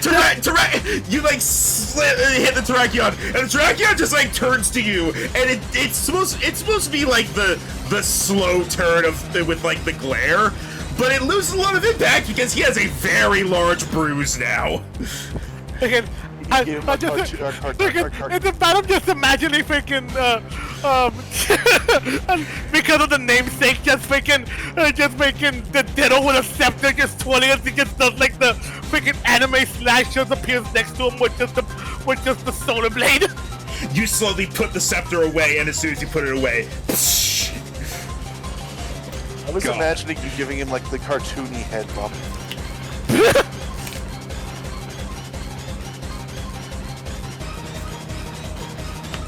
all right. That was a very generous free damage reroll. Look, this is the first time Loki has gotten to do anything. This was awesome. I'm not gonna have him do shit damage for it. Yeah. I don't think we're quite to the level I've seen of some people where it's like, when you do a crit, deal max damage of your base attack and then you roll. Yeah. By the way, Jero, you might, well, things might be bad for you next turn. I know. Velvet. All right. Velvet, Yes. as she straightens one of her little treat barrettes that got ruffled, is going to look around. Is going to bring out her ruler. I feel bad, Jero, because next turn Bahamut is going to land there, and you're 4 times weak to flying damage right now. You can adjust where you land, and also as a reminder, with fly, the distance you can move before landing can also be your fly speed if you have a fly speed. So you can actually go pretty far before landing. It actually says in the move description I'm only allowed to move 10 feet of where I launched. Are you sure? Hang on. Yeah, that's what the move description says. Only 10 feet of where I launched from. That is not correct. Hang on. Which, even if Jero wasn't there, I was planning to do because this is. If you have a fly speed, you can land on any space within a number of feet equal to your fly speed of where you first used the move. Well, if Terrakion is still there, sorry, Jero, I'm gonna go for the 3-shot. Oh, Alright, so Velvet is going to face the Keldeo and the Virizion, and she is going to hold her little nub arms up and you swear you start to see glitter appearing in her frosting, as she is going to use Dazzling Gleam on both of them. Alright, so who all is getting hit with that? That is Virizion and Keldeo, because a 15-foot cone I do not believe cannot also hit a big boy over there. Just the angles don't line up. Is Dazzling Gleam for hostile creatures only? Correct. Okay. Alright then, go for it. Yep. And for the record, Velvet has the greasiest orb, which I think I spell different every time I write down. I've been fixing it. Fair. It's supposed to be.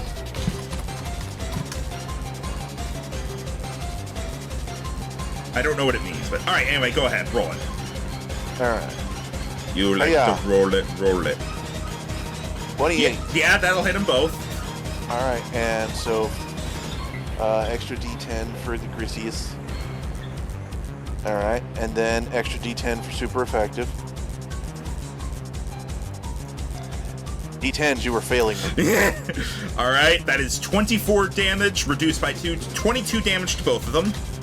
Nothing to sneeze at, so still good, still good. Yeah. Alright. Dewdrop. Adjusting my move PP. I'm trying to do that more actively these days. Alright, Dewdrop. Well, she's next to the grass thing, so that's not great.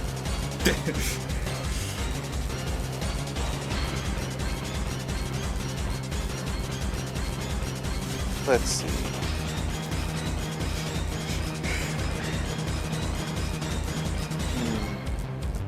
Yeah, it's like, this is the thing I did not want to be near.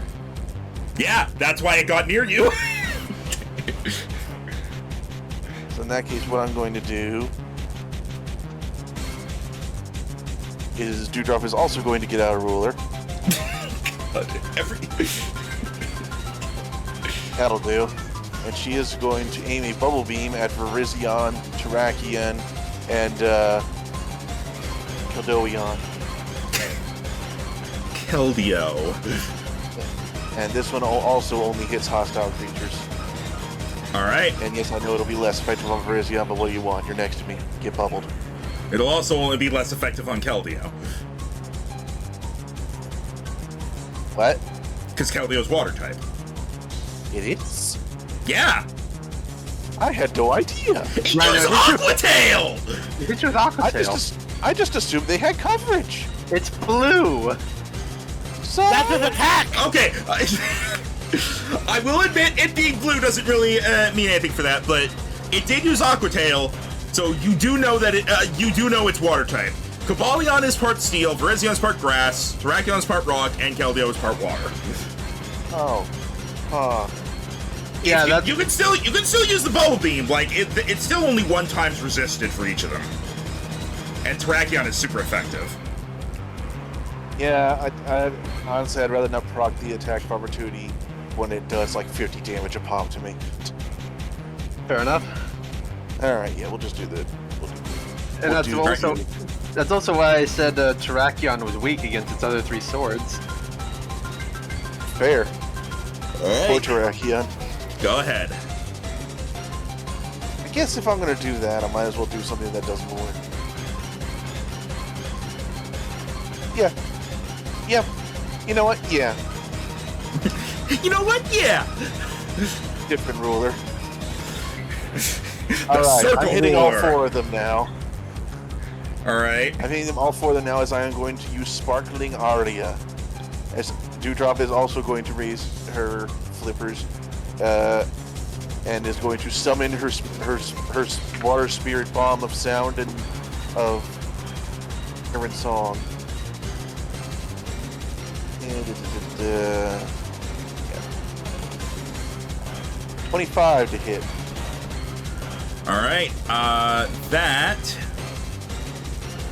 hits them all. Alright, here's the 2d6 for those that need it. All right. So that is 30 minus 2, 28 damage to Terrakion. Hey, Terrakion's below half. And then that is 21 minus 2, 19 to Cobalion. And then minus that. So 17 to Virizion and Keldeo. Still a good chunk of damage overall for 1 move. All right. Terrakion continues to power up from Justified. If he gets another turn, he's going to destroy us. Apollo. Oh, I totally forgot to do this earlier as well. You know what? No, I can easily do it later. It's fine. Go ahead. Again. Apollo just here, lockside with Virizion. Megan has wings at the ready. Hi! All right. Megan, Virizion, I'm in danger. Uh-oh. Let's make it a good roll, please. You have Air flanking slash. because of low. Oh wait, no, right? No, you don't get flanking. That. Why not? You don't get flanking at range. That was something we corrected. Oh, right. But you got still go for it. Air slash. That hits. And And that's Virizion one. Virizion is just 4 times weak, so it's automatic 42 damage. So yep, 42 minus the 2, so it takes 40 damage. Don't I roll extra die because of... No, that's when it's It's 1 double. time. That's when it's 1 times weak. When it's 2 times weak, it's literally just double base, Right. and that's more than you could possibly get. All right, Cobalion. Back of the top. As Cobalion is going to.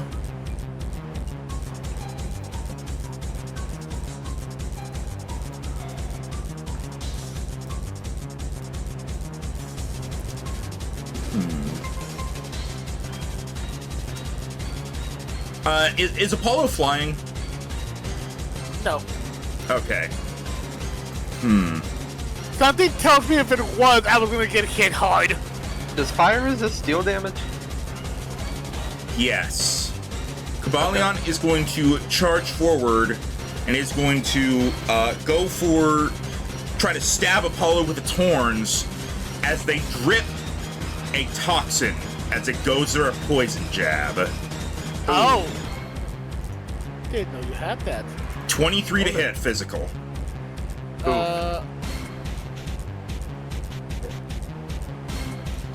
That hits. Alright. Also, let me double check the weather thing, because I constantly forget this. Okay, it doesn't do anything regarding accuracy. Okay. Yeah. Alright. So you take 18 damage and roll a d4. What is it? You're good. Oh But, no, it's a 1. Okay. yeah.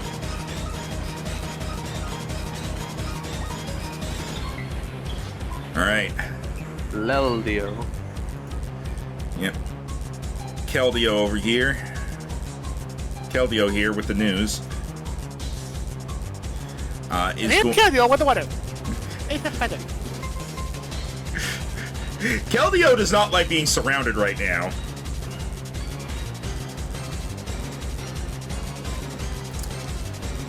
And is going to...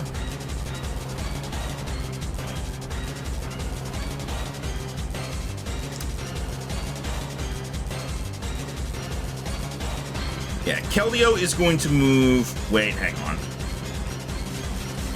Ah, that will not work, I don't think. Yeah, no. But Keldeo can move here and here before it slams the ground, erupting water all around it as it uses Surf on Dewdrop and Velvet. And you guys also get wet. Alright. What's the ticket?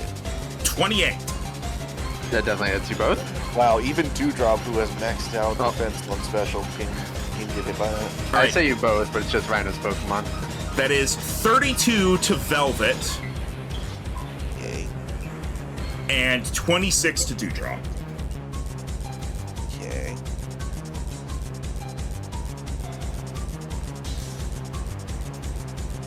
Terrakion.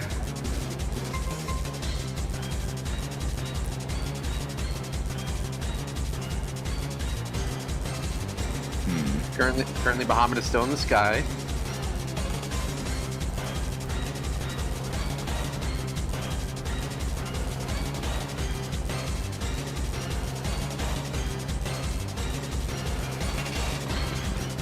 This Terrakion is going to go over here and is going to stomp the ground, sending a rock flying at Apollo as it uses Smackdown.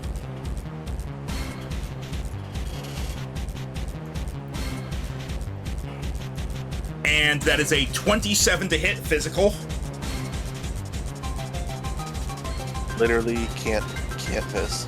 Yep. So that so Apollo is quad weak to rock, correct? Fire and flying are weak to rock. That is yes. All right. I'm just gonna Google this real quick. Okay. What? This is perfect for me. Apollo takes 56 damage, Ow. and you lose your fly speed. Period. Until recalled. Although thinking I thought that I thought he could only do that when I was yeah, shoot. No, it can do it any time. It's just it gets rid of your fly speed. It's a ranged attack. Does it have a disadvantage from not Virizion Oh. here? Oh right. Give me a second.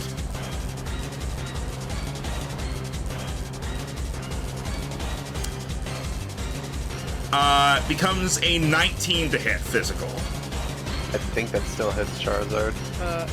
19 to hit physical? Yeah. Just hits it.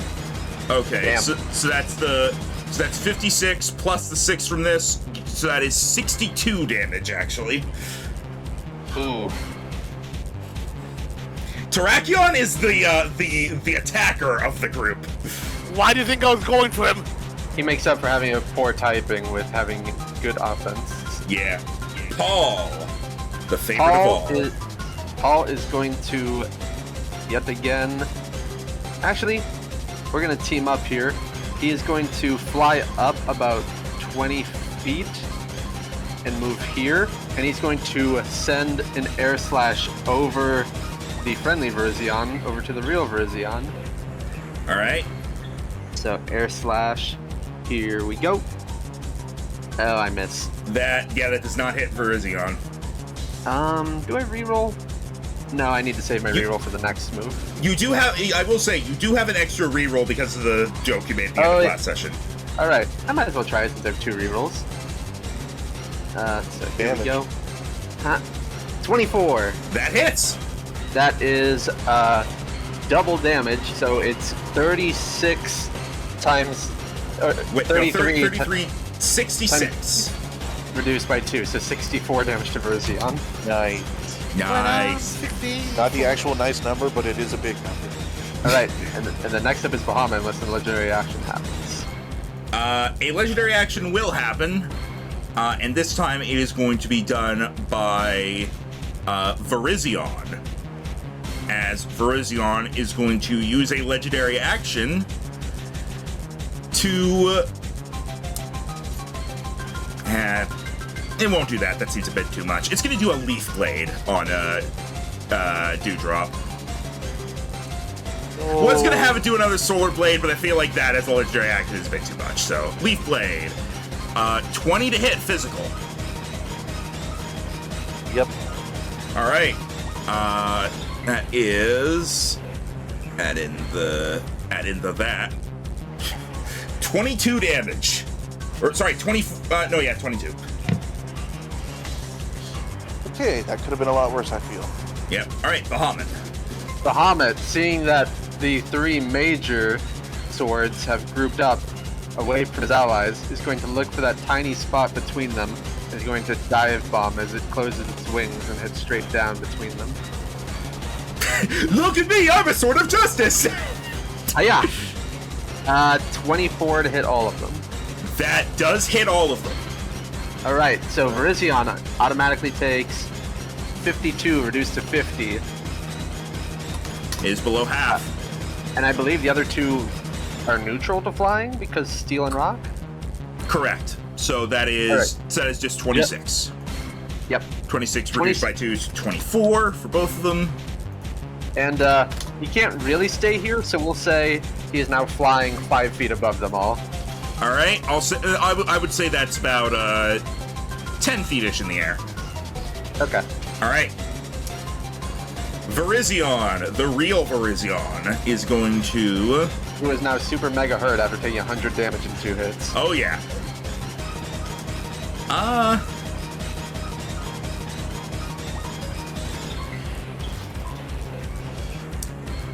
It is going to go for a Solar Blade on its actual turn, once again at Dewdrop. Ooh. 28 to hit physical. Oh. Yeah. Alright, oof. 42 damage. Jeez. Dewdrop's like my tankiest thing, and she is just taking it.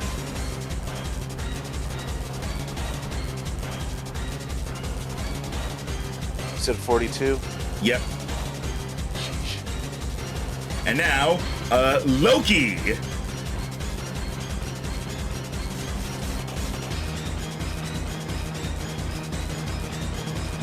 Slowly turns into Acheon. You hurt my friend. I'm in danger. Why is it being... Hang on. Go ahead. What are you doing? See, part of me wants to go Leaf Blade again. I mean Solar Blade again. Another part of me also really wants to try Leaf Blade just to try to get a chance at a little bit of crit. Up to you. Bear in mind, it's rock type, so it's also weak to fighting, so you can do the fighting moves too. Yeah.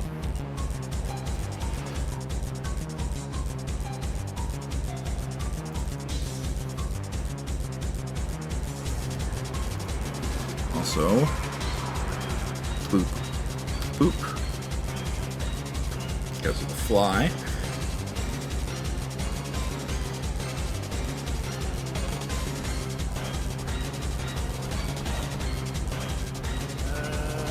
think I'll go with.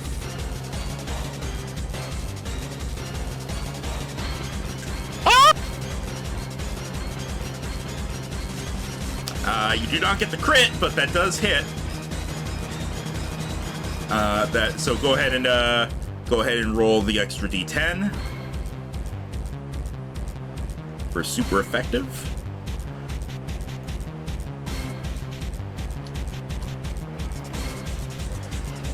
Ooh, all right. That is 31 minus 2, 29 damage to Terrakion. All right. Velvet. All right. Well, still got this little fucker next to me.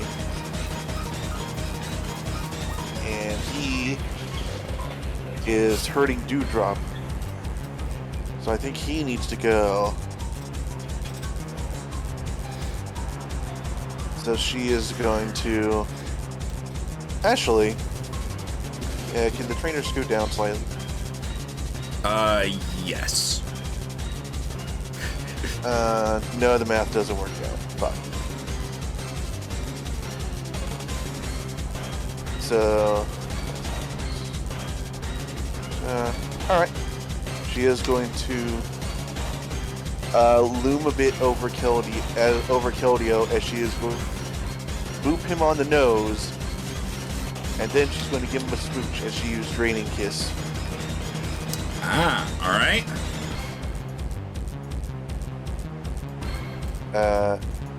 Flanking. All right. 23. That hits. Excellent. Get to add another d6 to it. And then another D10. So, Okay, so let's see. 31 minus 2, 29. Yep, so he takes 29 damage, and you get half of that, so 14. Alrighty. And now it's Dewdrop's turn. Alright. Dewdrop, still absolutely pinned, is going to use the pain of her attacks to fuel her next one. She's going to unleash another aria as she screams into the sky. All right. 28. Now I cannot miss. Yeah, that'll hit. So that hits all of them, I think. Yes. And there's your extra for those who need it. alright, so Keldeo and Virizion will resist it, but the rest of them get full hit. Terrakion takes 5 plus 7, 32 minus 2 for 30. Cobalion takes 25. And then the others have one time to resist. Yep, which means that it gets cut by those, so minus that. So it becomes 21 minus the 2 to 19. Go. All right, Keldeo has also been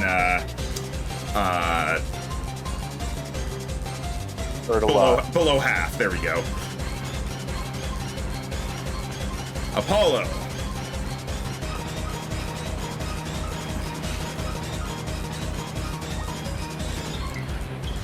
I'm looking to see which one.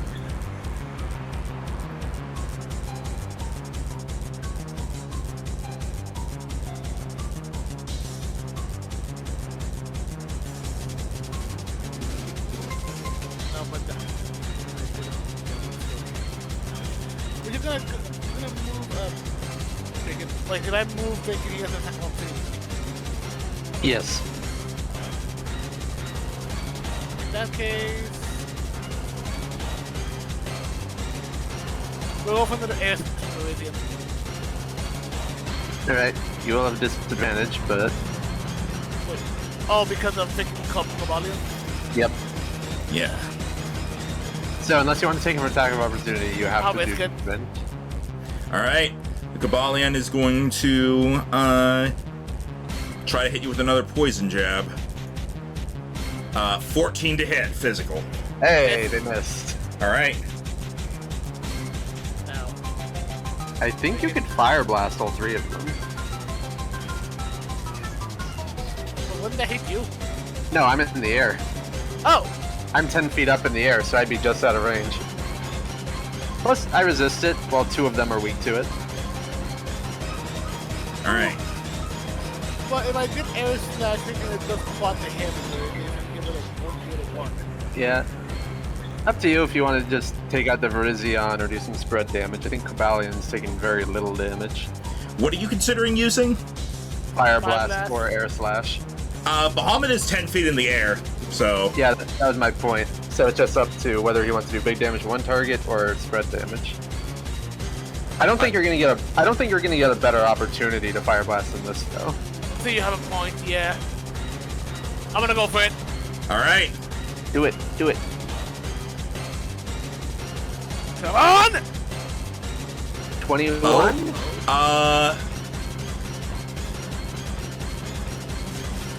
That does not hit Virizion. It hits the other 2. It's up to you if you want to reroll. That's a lot of damage. I'm gonna go for it. All right. Because I want to see if I can get up me. Oh, come on! Lucky. At least you still hit 2 of them. Yeah. All right. Alright. So you get to add another 2d12 for Cobalion. Yep. So Cobalion takes 36 or 46 plus 8, which is 54 reduced by 2, 52 to Cobalion.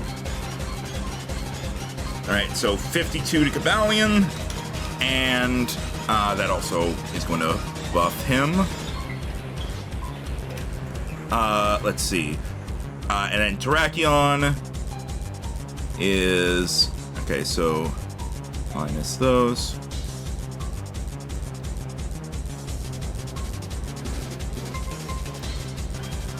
Is 34 damage to Terrakion. Alright, and Virizion darts out of the way. Cobalion.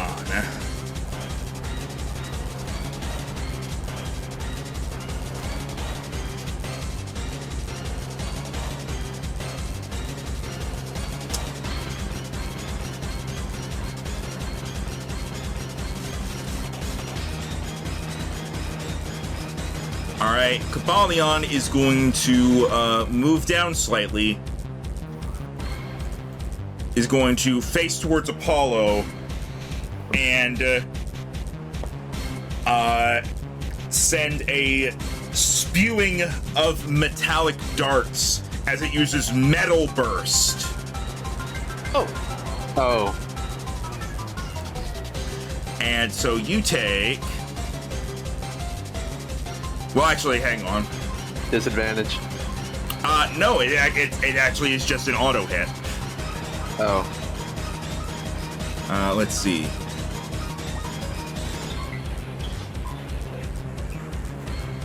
Let's see it. God, why am I blanking so hard on this? So it was 62. Was it? Hang on. How much damage did he take?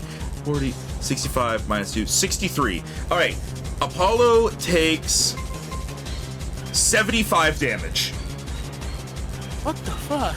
Metal Burst does damage based on how much damage you did to it. It's one of those moves. Well, I'm almost dead. So are they, to be fair. Yeah. True. Never trust the DM. Just do your best. Keldeo is going to...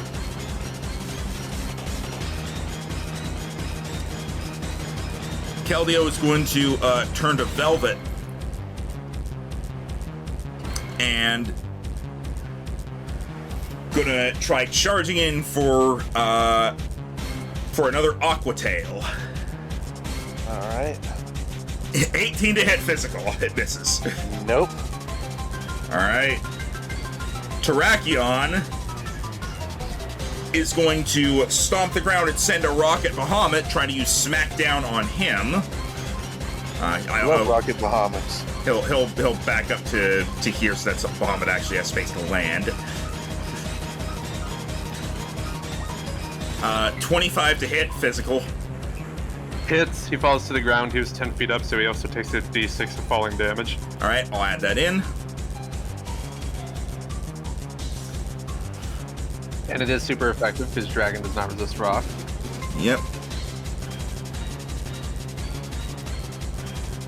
That is 42 damage total. Ow. He's now out of triple digits, but he takes 1/3 of the damage he dealt, so 13. All right.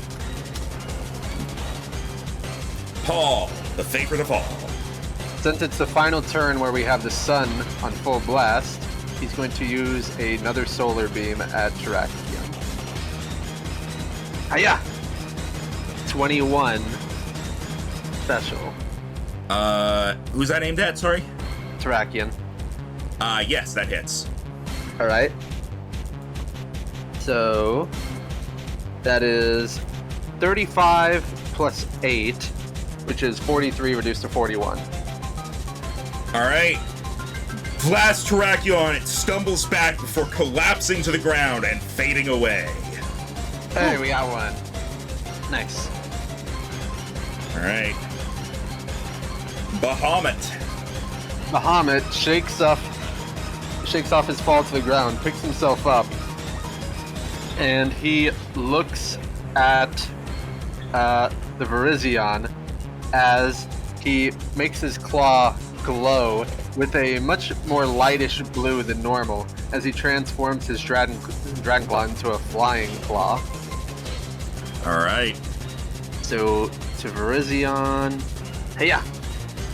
29. That hits. So That is 48 reduced to 46. all right. Bam. Big hit. I'll take it. That is him. And now it's Verizion's turn.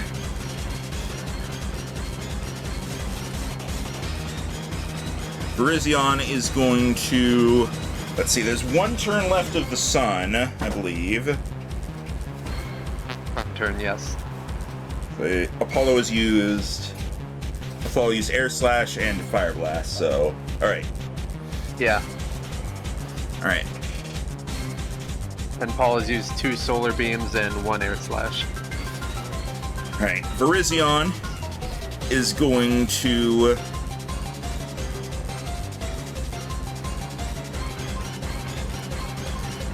is going to turn towards its counterpart. And is going to double check the type chart.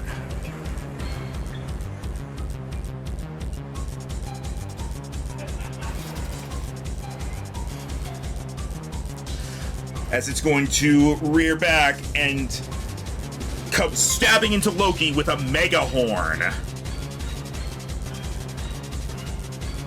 That is a 20 to hit physical. Which I already know hits because I have the stats right here in front of me.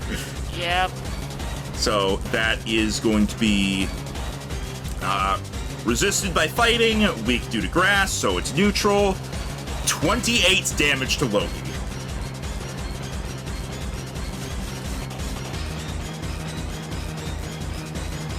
And Did that I- was a... did I take what was damage? that move again? That was Mega Horn. Oh, okay. Which, It's just an attack that does a lot of damage. yeah, which is... And it's your turn now. Okay, no, yeah, that's true.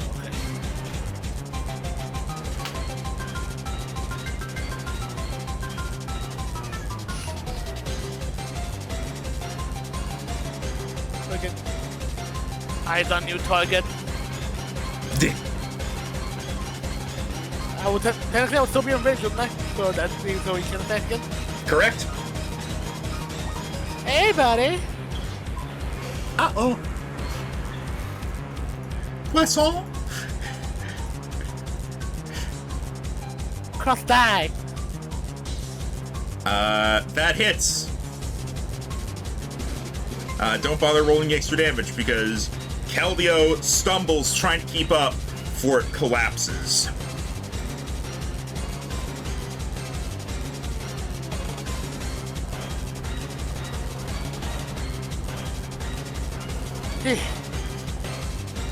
Then there were two. All right. Velvet. Alright. Well, she's finally a bit more free. Brush herself off. Did Virizion not attack Dewdrop? Oh, he attacked itself. It attacked Oh. Loki. I got you.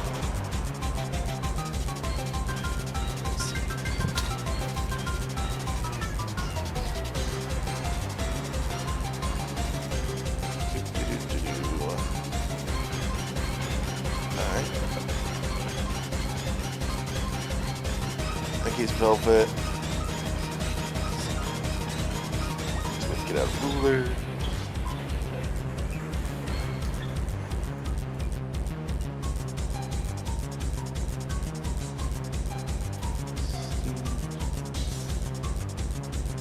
Alright. And Velvet is going to move her hands in small circles as she almost traces the clover-like shape on her head, and she is going to cast Psychic on Virizion. All right. 27, That'll hit. and we do actually get a stab here, so... Alright, so 25, and Frankar's still up, so 23. Well, it's also super effective. Alright, my bad. 26. All right. You. All right. Rizion's not looking so good. Dewdrop. Dewdrop. A bit peeved that Virizion is still just latching on like some sort of clingy fan that she doesn't want. You know, I just realized we never added sun damage to Joe's Fire Blast. Oh, right. I guess it'd be like 1 extra D10 to Cobalion, that's it. Because Trakian's already down. You. Yeah, go ahead and roll another D10, and that applies to Cobalion and to Apollo because of Metal Burst. Well, yeah. Oh, cool. They both take 10. All right. Go ahead, Dewdrop, with your thing. I think despite being closed, Dewdrop is going to gather up some sparkly energy in one flare before attempting to dunk it onto Virizion. She is going to... I have the wrong sheet open. And she is going to use Moon Blast. All right. Disadvantage. With disadvantages. Disadvantagios. Yep, but flanking. I know it's a But ranged flank. attack, but since I'm using it in melee, do I get flanking? No. Really? It's still a range attack. Yeah, I'll just stand over here. If there was flanking, you would have gotten it from this angle anyway. Does an 18 hit special? It does not. Sad face. You have your thing, your reroll. I mean, it's still a disadvantage. All right. All right. I'll give it a shot. All right. Max just used all right in 3 different contexts there. The hell? Oh, that one was normal. Oh, hold on. One more. One more D20 roll. 22. 22. That barely does not hit. Virizion is the highest special defense of the group. Yeah, 23. All right. Damn. Close. Apollo. God, now I'm self-conscious about saying all right. Well, this is the last turn of the sun, Joe, and both of them are weak to fire.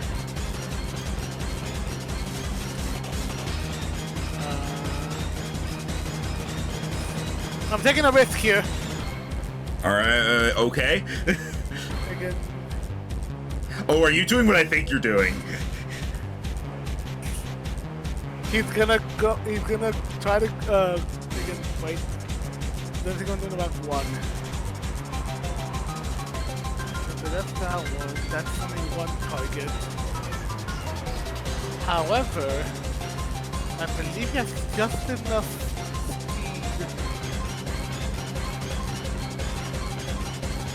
He does. Because I do it here, and then... Oh, it's here. Okay, closer. Here, and then... Yes, don't hit both.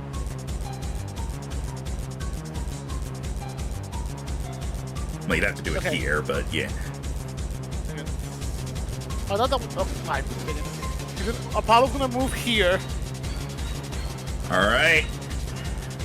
And he's gonna start focusing all of the rest of its fire energy back, trying to focus the last of the sun into this attack, and all of its strength left, as he just lets it out into a burst bigger than a flamethrower, bigger than an inferno, as he lets out a blast burn.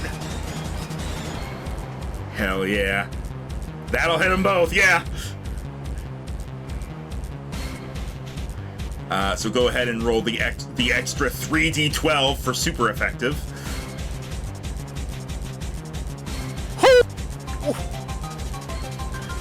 Alright, so that is 28 plus 24 is 52 plus the 9, 61 minus the 2, so 59 damage to both of them. You get to add another d10 from the sun. Yeah, throw in another d10 real quick. Oh. It's fine. Alright, so that is... I have to redo the math now. You know what? No, it doesn't matter, because Virizion had low enough health that Virizion stumbles down and collapses, fading away. Just Cobalion left. Cobalion is the only one left, and it is at half health. Or below half health. Alright. Cobalion. Wait, no, hold on. And yeah, no, they have that. Never mind. the sun is gone, and Apollo is incapacitated until the end of his next turn. Which pretty sure don't even matter because I'm pretty sure I'm dead here. Well, he'd have to ignore me. Yeah, Cobalion is not going to ignore you. So he's going to turn to you, and he's going to try to hit you with an Iron Head. Okay. 29 to hit, physical. Hits. He will take 1/3 of the damage he deals. Alright, you take 25 damage. Wait, sorry, 27 damage because the Blast Burn would have upped this. Okay, he takes 9 damage in return. Alright. And he's gonna, get kind of, squaring off with you here. Alright. Alright, before Paul's turn, there is a flash of light. I was afraid of this. Oh boy, of course. As it had to happen. Keldeo returns in its resolute form. Shit. That looked different than last time. Dawn. Yep. No, that was Aiden mask. Oh, okay. Alright. And Keldeo, upon returning, now... I totally forgot he had colored hair to match the other 3 swords. That's neat. Keldeo has returned and is going to... He's still so tiny. It's going to charge forward towards Bahamut, swinging its sword and cleaving through the air as it sends a burst of icy wind at Bahamut. Oh, I think I'm going down.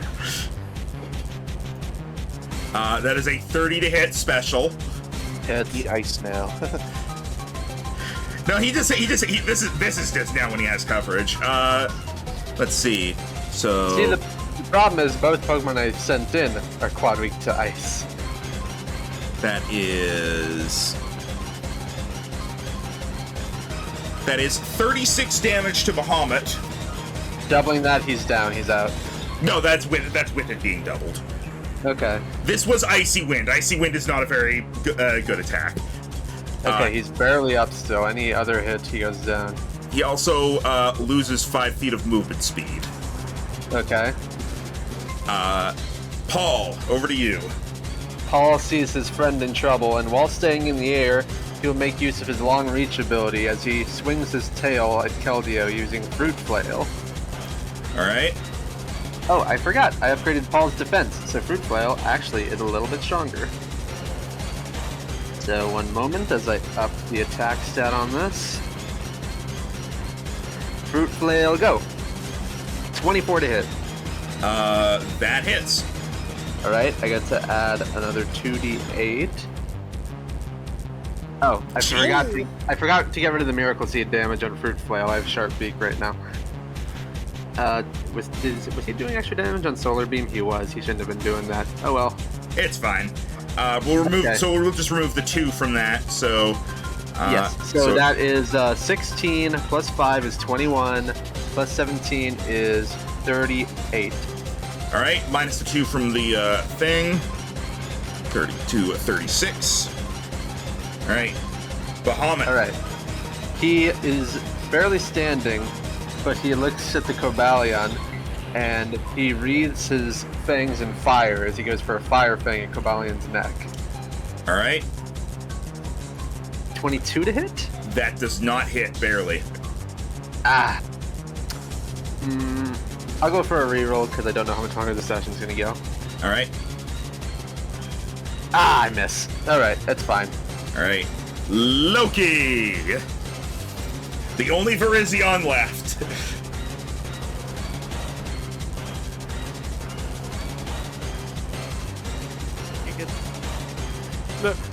Looks over to freaking Keldeo. I thought I killed you. I thought I killed you.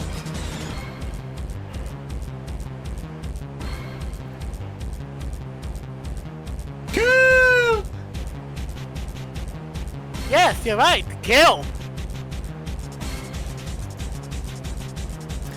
Ah, 2 away. Oh wait, no, maybe no 2 away. And all right, Keldeo is going to use its legendary resistance, and that doesn't hit. Wait, what?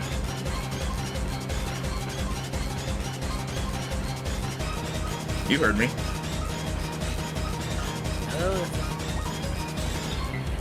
All right, Velvet.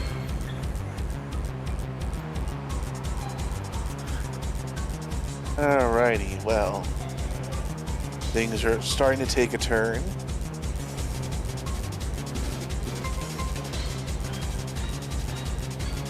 I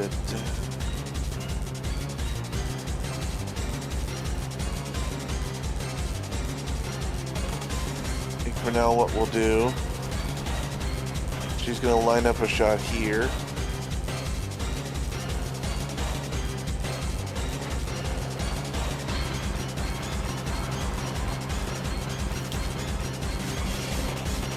And she is going to fire at Keldeo with Energy Ball. All right.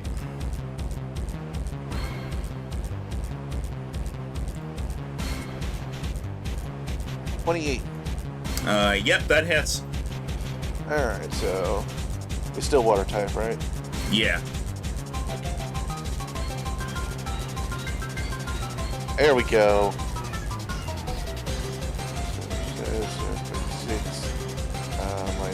34. Okay. You did the -2 already? Yes. All right. As she draws the green energy from her little candies and launches it forward. All Eat right. minty freshness. Dewdrop. All right. Well. Why do I keep opening Velvet Sheet? That's... Both Cobalion and Bahamut having just a pose off over here. She is also going to join in on shooting the revived one, as she is going to use Moonblast.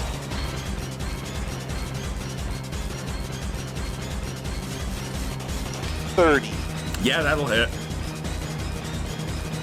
Put those on and then. Well, I guess. Now, if only I didn't roll garbage for the damage. All right. As a 19 total. All right. Jeez. Apollo is incapacitated. Kabalion. Is doing his Edgeworth cosplay.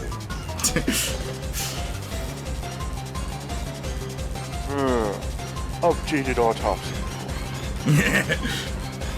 Kabalion is going to go for an Iron Head on Bahamut. All right. That's a 31 to hit. Hits. Probably going down. That is 34 damage.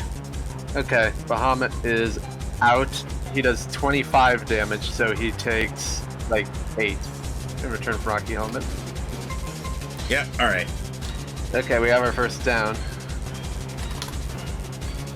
Alright.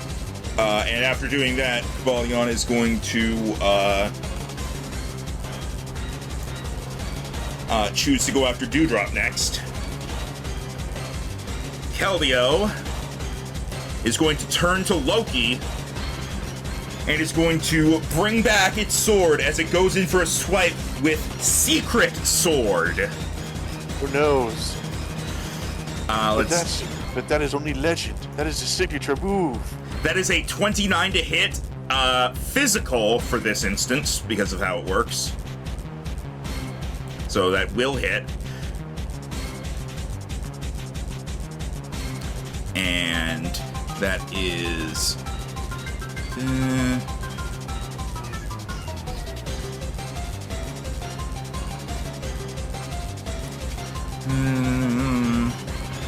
36 damage to Loki. Howies. Jero? Sorry. Again, sorry, I was saying something. What was it? Loki got hit with Secret Sword, 36 damage. Oh, Lord. No, it's a sword.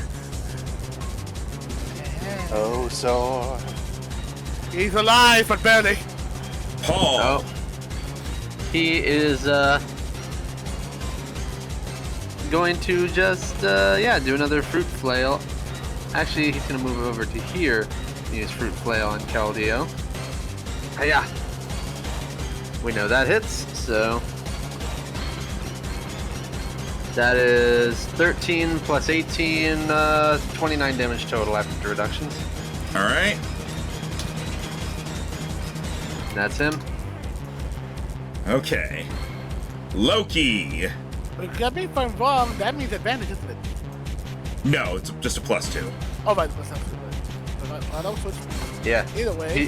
He's currently weak to grass. Actually, you know what? No.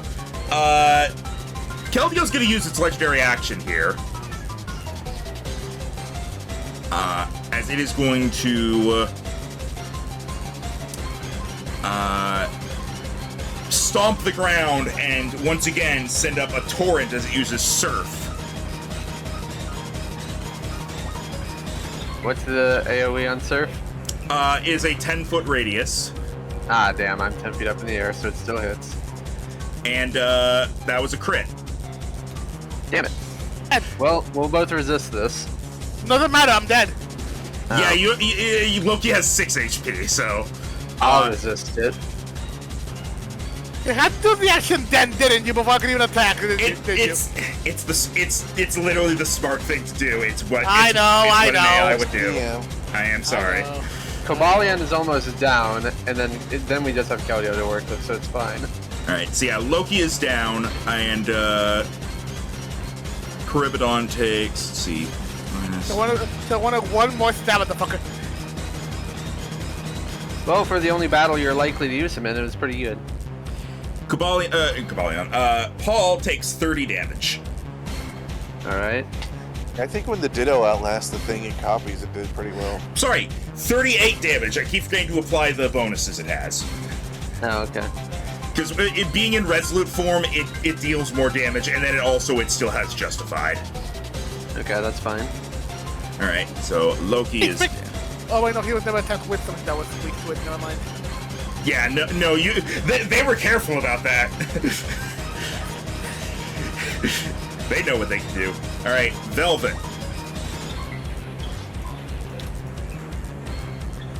Also, by the way, Turns Max, are a we lot keep forgetting faster. of running into a freaking thing for Apollo.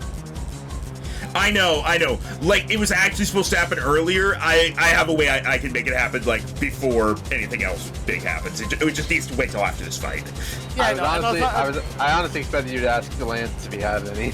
Yeah, it was going to happen then, and I literally just forgot about it. It'll happen after this. Well,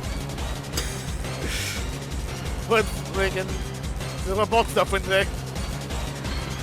Nothing happens. Well, we all used our rerolls already, so that's that. Dewdrop. Don't you still have your second one? No, I used it again earlier and I missed, remember? Ah, right. I used it for Firefang and I missed. Okay. All right, Dewdrop. alright. You're approaching me.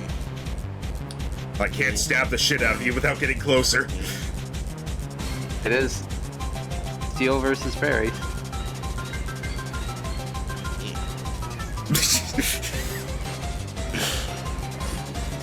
Freaking, I just remember thinking the king of skill freaking was freaking about to do Alright. Last sparkling aria.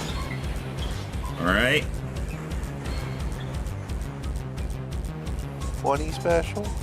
That does not hit Keldeo, but it does hit Kabalion. Alright, I'll take that. So 28 minus 2, 26. All right. Apollo, you're still in this. We don't have the sun anymore, we can still blast the shit out of him.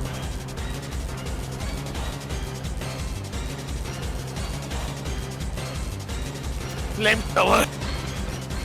All right, the classic. Get him, get him. Ah! Hey, Yeah, that gets him. hit. Yep, that hits. And you get to add another 2d6. So that's 34 plus. Well, wait, 2d6. Okay, no, Yeah, because super effective. Yeah. Pretty good. 44 minus 2 to 42, and then not burned. Damn. Alright, you may want to stay away from him, Jero. Kabalion is going to face down Dewdrop here, and is going to take a stab with a poison jab. Rude. That is a 29 to hit physical. Yeah. All right. Let's see. So add in that because it is super effective because poison. Oof. Oof.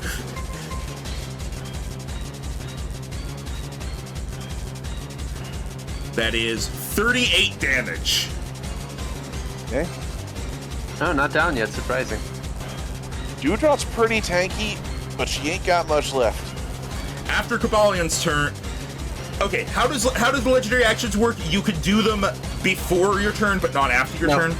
You can do them after a player's turn. Yeah. Is that specifically how it works? Wait, you can't do it Yes. after like an ally's turn? No, it's a player's turn. Oh, okay. All right. Then I'm pretty sure on this. I thought it just had to do with well, like the turn of the person doing it. The way it's written is special actions taken by legendary creatures at the end of another creature's turn. So as long as anything else on the board has finished a turn, including an ally, it can do it. Okay, yeah. Maybe I'm just listening to Matt Mercer too much. So I figured that's what it was. So Keldeo, before Keldeo's turn, it's taking a legendary action. And it is going to use that legendary action to try and hit Paul with Icy Wind. Okay. 31 to hit, special. Yeah. All right. That is...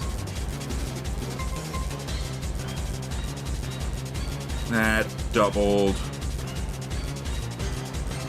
That is 44 damage. Ow.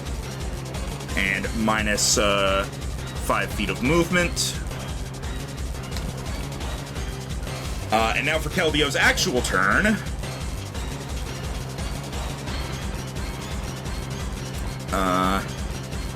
It's going to move to here, and it's going to move to here, and going to use Surf.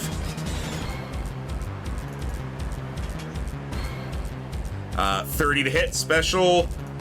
Yeah. That is going to take Yeah. Primarina down. You bitch. And as for Paul, that is going to Actually, be... it's not. No? Because Dewdrop has the focus band. Oh shit! Alright, well, Very good. in that case, why do you have... Okay. I'm a little confused why you gave it the focus band, but okay. Let's see. Because Mine. I literally don't have anything else that's good for Dewdrop. I don't have a water thing, I don't have a fairy thing, all I have else is an ice thing.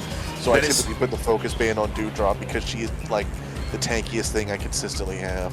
Paul takes 33 damage. Okay. And now it's Paul's turn.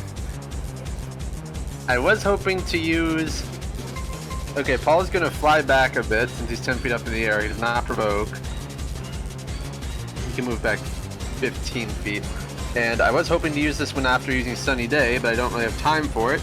So Paul is going to use the natural sunlight stored within his body and use Synthesis, granting him back half his max HP. So he heals up for 95 health.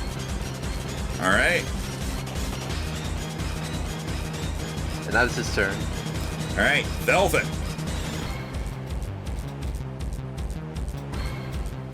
Alright. Well, things are starting to look iffy. But that guy over there is being rude, so she's going to try another Mystical Fire on Cavalion. Just gotta knock out the Cavalion and then we should have this. That'll hit.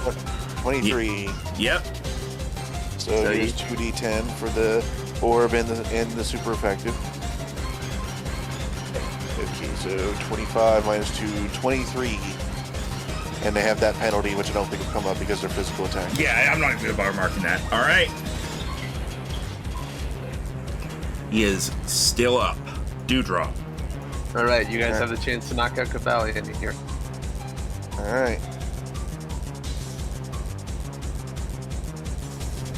Dewdrop is going to, panting, is going to take in a deep breath, and she is going to unleash a bubble beam at Cavalion, Alright. because that is the only other melee attack she has.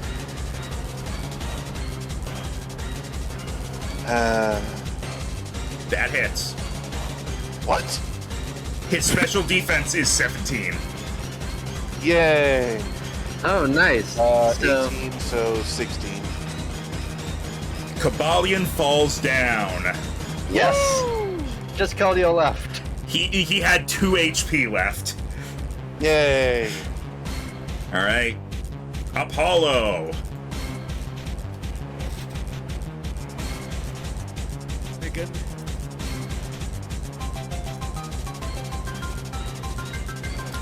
They're staring each other down. Whoa! Mega Drain! Christ! Thunderbolt! Ah! Sorry, go ahead, Gerald. What's the matter, trainer? But I remember he does still have 2 more, at least. Well, I don't know if it's 2 more or 1 more of these. There's a big difference in HP. Oh shit. Again. The Pokemon are of entirely different types.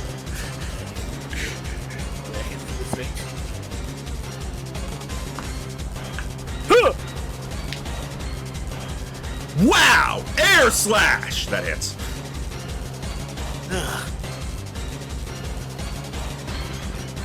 So throw in another 2d6 for super effective. A lot of 7s. 7, 7, 17. That's 31 damage. Alright. Keldeo. And it's going to back up just a bit in case it tries anything. Good thinking, because it was probably going to do something if you didn't do that. Instead, it's going to use...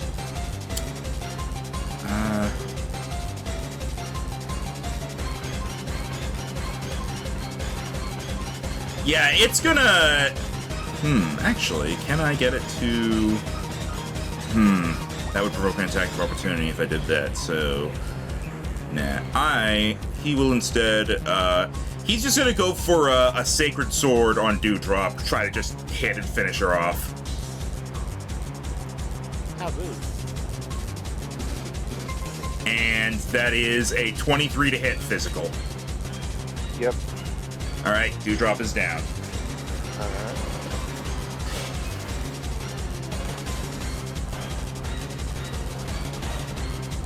Alright.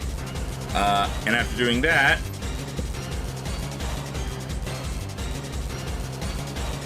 Hi! Paul, it's your turn. Alright, I'm going to use... Paul is going to use...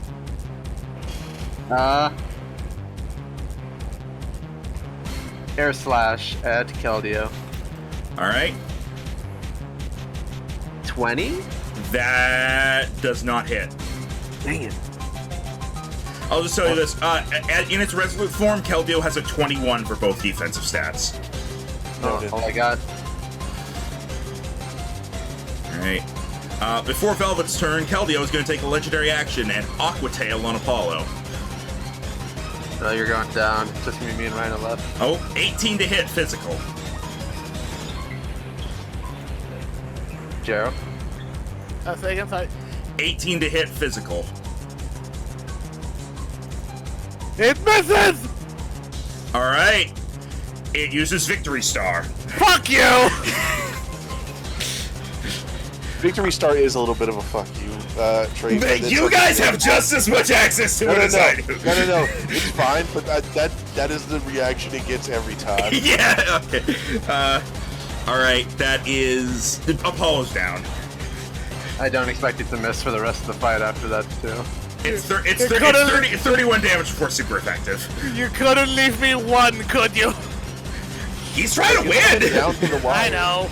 Yeah, to repeat what I said before, I am done going easy on you guys, because whenever I go slightly easy, you win, like, 50 to nothing. So at this point, I'm just gonna fucking try to kill you guys. Yeah, trust the DM. Trust your instincts. Alright, Velvet, it is your turn. Alright, she's gonna slide over as she summons forth a shower of glitter that she then launches at Keldeo with a tri-attack. Alright. Wait, no, what am I doing? Sorry. Energy Ball. Okay. Turns out if you combine all the colors, they make green. Alright, so yeah, that'll hit. So 17, go ahead and roll the extra damage. 29. Alright, so... Yep. Alright, we don't have Friend Guard up anymore. Yep. Kick his ass. Alright. And now it's Keldeo's turn. Keldeo is going to charge at Velvet and going to try to hit you with an Aqua Tail. Hi. Hey, what's up? 29 to hit. Yes. Alright. 36 damage. Okay. Wait, yeah, actually no, 38 damage because he just took super effective damage, so that bumps up his justified. Okay. Paul. Paul is going to lighten up the room as he uses Sunny Day Alright. and a way to both hopefully neutralize some of the water damage and boost his other moves. Alright. After Paul's turn, Keldeo's going to take a legendary action and it is going to use that legendary action to make it start raining. Okay then. Rain, sun, rain, sun, rain, sun. So, just because you never ended up seeing it, all of the Swords of Justice had the ability to use a legendary action to make it rain, sandstorm, or sunny day, and Resolute Form Keldeo could do all three. Nice. Oh, I might as well have just started charging up Solar Beam, but that's fine. You didn't know, so. All right. Yeah. It is Look, now you got him to raining. use his legendary action to not beat the shit out of me, so. Yep. It is Velvet's turn now. Dazzling Gleam. All right. That'll hit. So this gets 1d10. Or 2d10. 2, actually. 29. All right. Keldeo is going to go for another Aqua He's Tail. been laying into this guy since he came back, so he can't have too much left.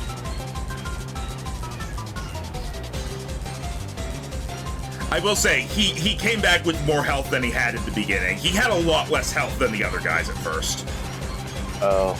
Because this is like his main form. That's kind of how Keldeo is he's like the tag-along kid in the Swords of Justice, and then he gets better.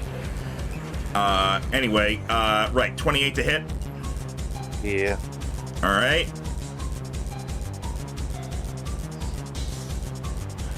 Uh, 41 damage.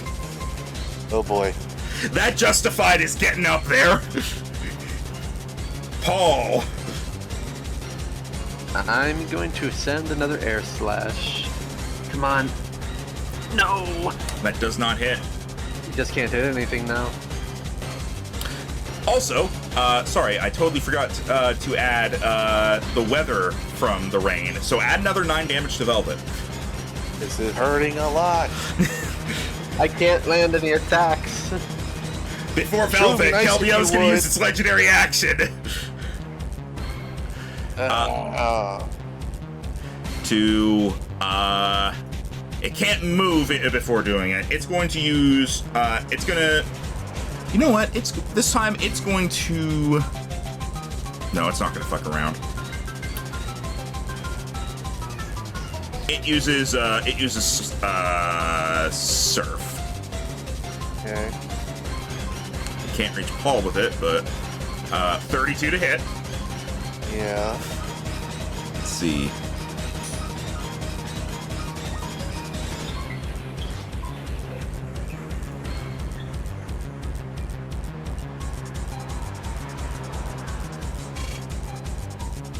Uh, 55 damage. Wait a minute. This thing uses a special attack, right? Yeah.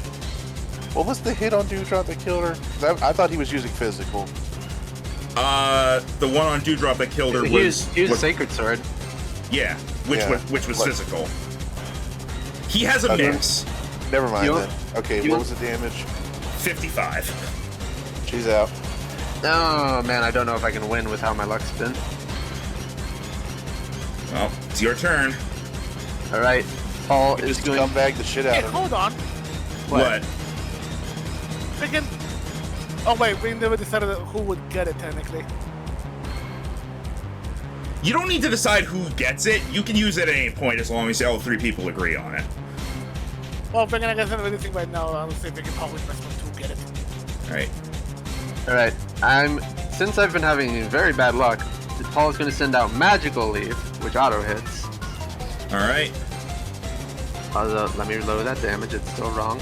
Alright, so sending this out. Okay, so that is another D8 I get to add to that. That is 22 damage. All right. And then I'm going to back up. I can only back up 15 feet because I'm still slowed. Why wouldn't you just back up straight up? I did. What do you mean? Not north, up. I guess I could, yeah. I'll fly up 15 more feet in the air. I'm not sure that'll. I'm now 25 feet up. I'll say 30. All right. Okay.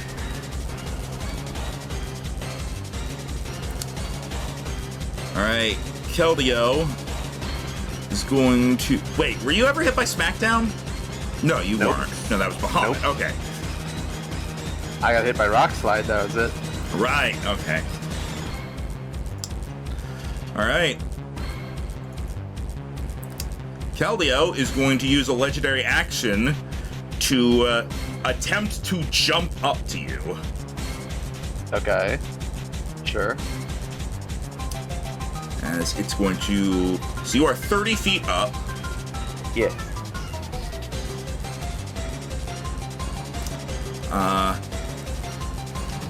Because Keldeo's a horse. Uh-huh. Horses can jump. So I'll roll and see. I never saw the Keldeo movie, but I remember it jumping around in some of the previews. Alright. I'm going to roll a d20. If I get a 15 or higher, it's able to jump up enough to use its turn to attack you. Okay. That was a 2 GM roll. I want it to be public. So I'm going to redo even though that was a pass. Alright. Oh, close. Alright. It was not able to get up to you. So Alright, nice. So for its turn,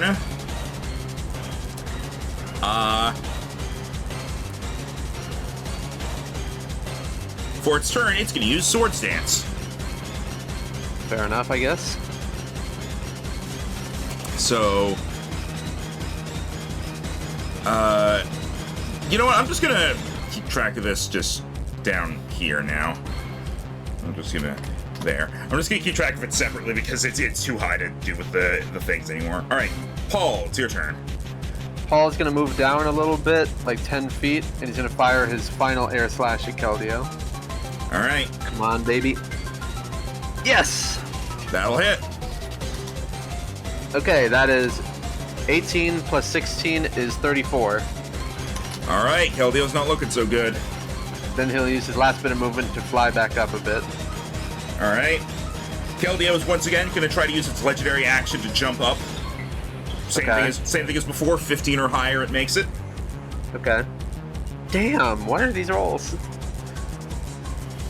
And since it gets up to you, it's going to try to hit you with close combat. Okay. 25 to hit physical. Hits, but I do resist it. Yep. So, let me just add this in just for thing. All right. Oof. Okay.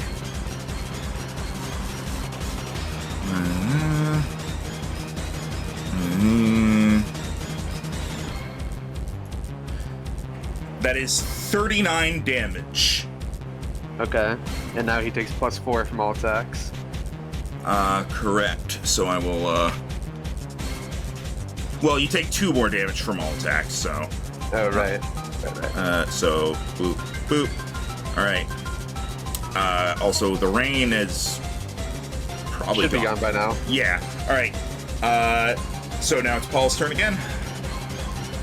Paul is going to send another magical leaf at him after All right. moving in a little bit closer.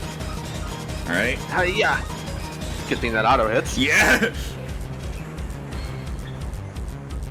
So that is a total of 24 damage. Alright. 26 because of the lower defense. Yep. Alright. Let's have him move like a little bit just to say he's... Alright. Once again, legendary action to try to jump up to your height. Come on. Once again, I did it privately. Okay, cool. Alright, so for his actual turn, he is going to... Just because there's not really anything else he can do, he's just going to use Swords Dance again. Alright. Go ahead, Paul. Paul sends out another cone, but this time it's a bunch of pressurized air blasts. It uses air cutter. Alright. 28 to hit, that hits. Come on, D8. That is 36 damage. As the air cuts up against Keldio's side. It falls to the ground, trying to keep standing up, but it finally gives in and falls down, fading away. Nice. Paul with the carry yet again. Honestly, now that I think about it, considering freaking everything, it's kind of fitting that that freaking Travis Satch Tim is the one that beat them. Yeah, it is the Unovan ones, yeah. Good job, buddy. So to give a little behind the scenes of how that worked, the three main ones had 300 HP each. Keldeo had 100, and then when there was only one of its allies left, it would go into Resolute form, where it would then gain 300 HP. Ooh. And if it was still up at the time, it would have also gotten any health it had left over. But I had a feeling you guys would take it out before then. Alright. Alright. So what happens when we go back to the real world? As you are transported back to reality. Snap back to reality. As you kind of reawaken, the pedestal, one of the dots, fades away. And sliding out is a much smaller sword that is on a little chain necklace. Oh. What does that make now? 4 or 5? Let me double check. I believe it's 4. We've taken down the beasts, Mew, Giratina, now the swords. Yep, this is the 4th one, so there are 11 left. I couldn't believe we've only done 4 of these. And you have now acquired the Medal of Justice. Ooh. Yeah. We still have a lot of purple stones and a lot of relics to find. As this item is essentially the physical attack version of the Greasiest Orb. Whatever Pokemon is holding it deals an extra stab die with all physical attacks. Aiden's going to clap Travis on the back. There you go, you're official now. I guess so. Hey, and now you can give a sword to your sword. It's just a decorative necklace sword. I'll think about it, considering how My bling sword. Considering how much leftovers have pulled in the past. All right. Ah, well, that's quite the reward. I'll take it. You guys want to travel back to Mona now so we can head south? Yeah. Yeah. A lot of big stuff we had to fight. I'm up for something more normal. Or we could head to Solna and go north. We haven't done either route. Honestly, I'm assuming we're just going to do both. We will at some point. Yeah, I figured. If you leave any route unclear, did you really beat the game? If you don't 100% it, did you really win? Don't do that. Look, I don't push it on other people, but that's how I feel because I have OCD. To be fair, that's what me with some games. Other, I'm just like, I'm not this. Yeah, like there's definitely some things where it's like that doesn't count, but like I feel like you haven't really beaten the game, or at least I haven't really beaten the game unless I've done all the quests and gotten anything that's unique. Fair. Fair enough. I don't count like get the special dialogue for killing 5,000 of this enemy or whatever. Well, considering a majority of the Pokemon I use all the time are physical attackers, this will definitely suit me. Yeah. Yeah, because again, what would the thing do again? I kind of missed it. An Stab extra die to all physical. Yep, extra stab die for all physical attacks the Pokemon does. It's essentially the physical version of the Greasiest Orb. And a majority of the time, I give my Pokemon a stab item, so this is just flat out better. This would be good for like a mixed one you have. Yeah, considering that I'm going to be using them in the next gym, I'm either going to be giving it to Facial Flare or Amy. All right. Figure that out when we get there. Back to Mona. All right. I'm still pretty happy with... I might change out Paul. We'll see. Only bring out Paul to kick ass and then go back to sleep. It does a good job at it. I'm here to kick ass, grow fruit, and sleep. In that order. All right. As you I'm return just to a Mulder. simple farmer. Flexes.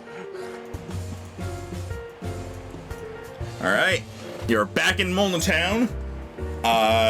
So I set it up. You have the evolution for Andromeda. We already know that nobody's getting any evolutions off this because everybody's Pokemon are fully evolved. Yeah. Yep. Everybody's maxed out. For what you have on the team right now, anyway. So that's all fine. Oh, another cherry berry. Cool.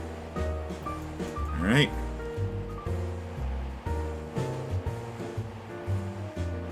And so yeah, I think unless you guys have anything else in mind, I think at this point you're just going on to the route. Yeah. All right. I think just because I haven't used him in a long time, and I want to get to use him a little more before things get too heated, I want to put Paul back in the box and bring out Titan. He's a few levels behind. All right. There's Titan. Boop. Okay, Okay, I'm Aiden, good do you to want go. to switch anything around?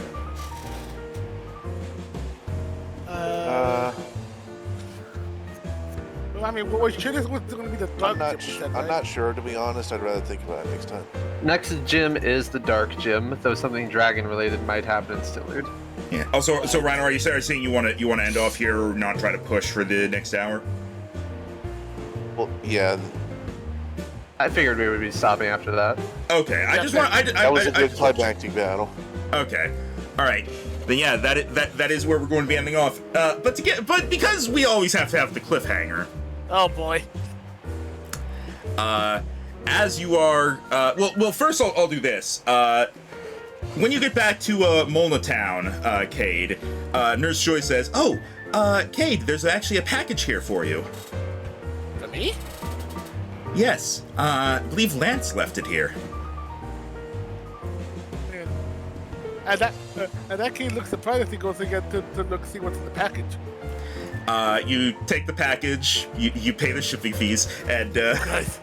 no, you open it up, and there's a handwritten note that says, "Cade, I have a feeling that these will be helpful to you. Be careful with them. I don't know how common they are to find. Lance." And you find in there 3 Charizardite shards. Oh wow! Now, as a note, barring anything major happening, these are the only ones you're getting, period. Oh. So these are like Yeah. safety for like in case of emergency sort of thing. Yeah, the only way you're gonna get others is through like really lucky like encounter rolls or like really lucky things in dragon-oriented areas. But in general, these are almost definitely the only ones you're gonna have for at least to the end of the league. Ooh, okay. So yeah, be sparing with them. Yeah. So, all right. And for the final thing, as you guys are going to head on to the next route, we'll do Do any we need to roll any D100s? huh? Do we need to roll the D100s? No, you guys did that last time, and I just kind of I prepared the stuff, and I'll just use it for next time. But Okay. any switching of the teams can be done in between, but just to give the ending off of this let me find the thing I'm looking for.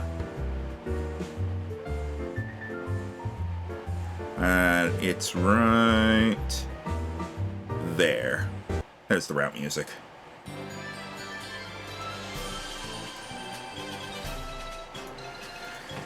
As you move on to the next route, you're traveling along when up ahead you spot a relatively familiar face. Here, let me. I will just bring. I will bring the thing over and see if you guys just recognize on your own.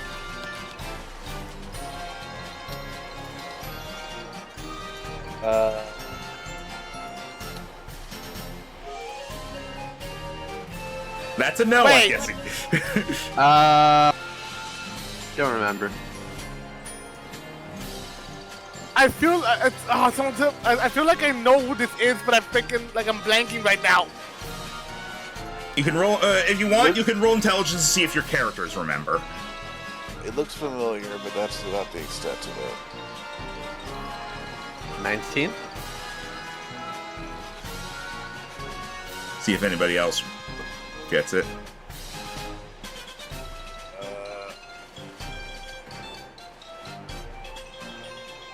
Just straight intelligence.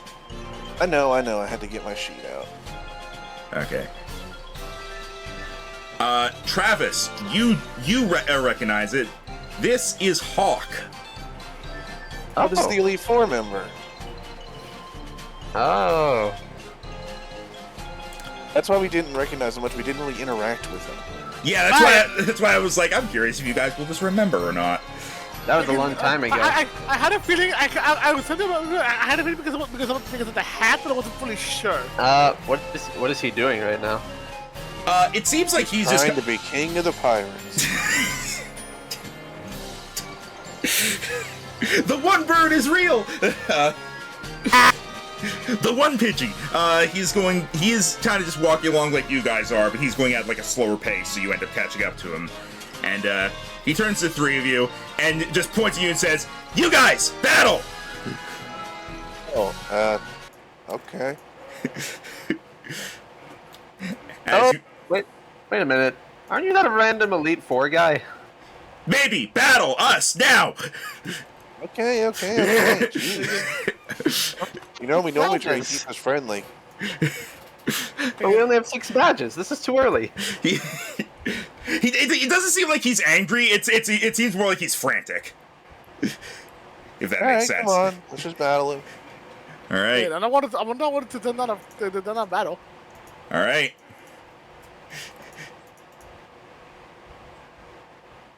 And there we go. I have like the actual literal worst team I could have for fighting a flying expert. Let me take a look there.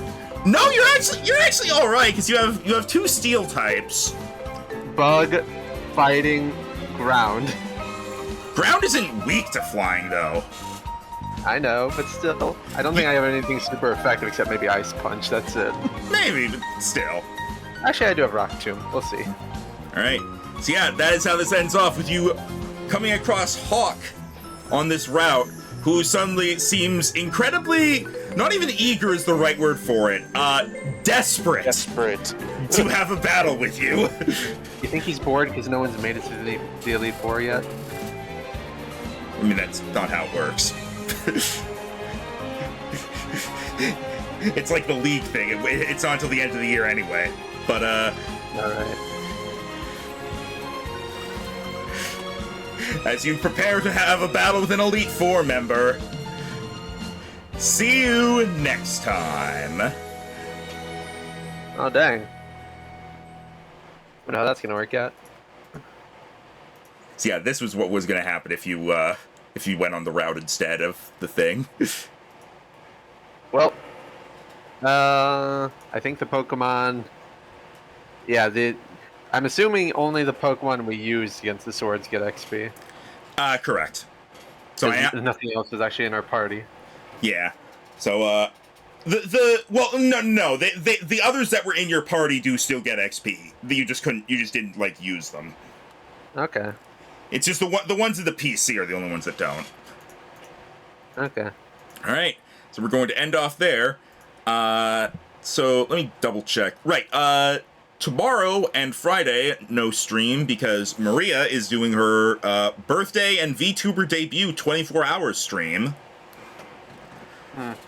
So I'll be probably popping in for that when the multiplayer games happen. And then Saturday is more Shadows of Loathing. Shadows over Loathing. Me. All right. Alright then. Farewell.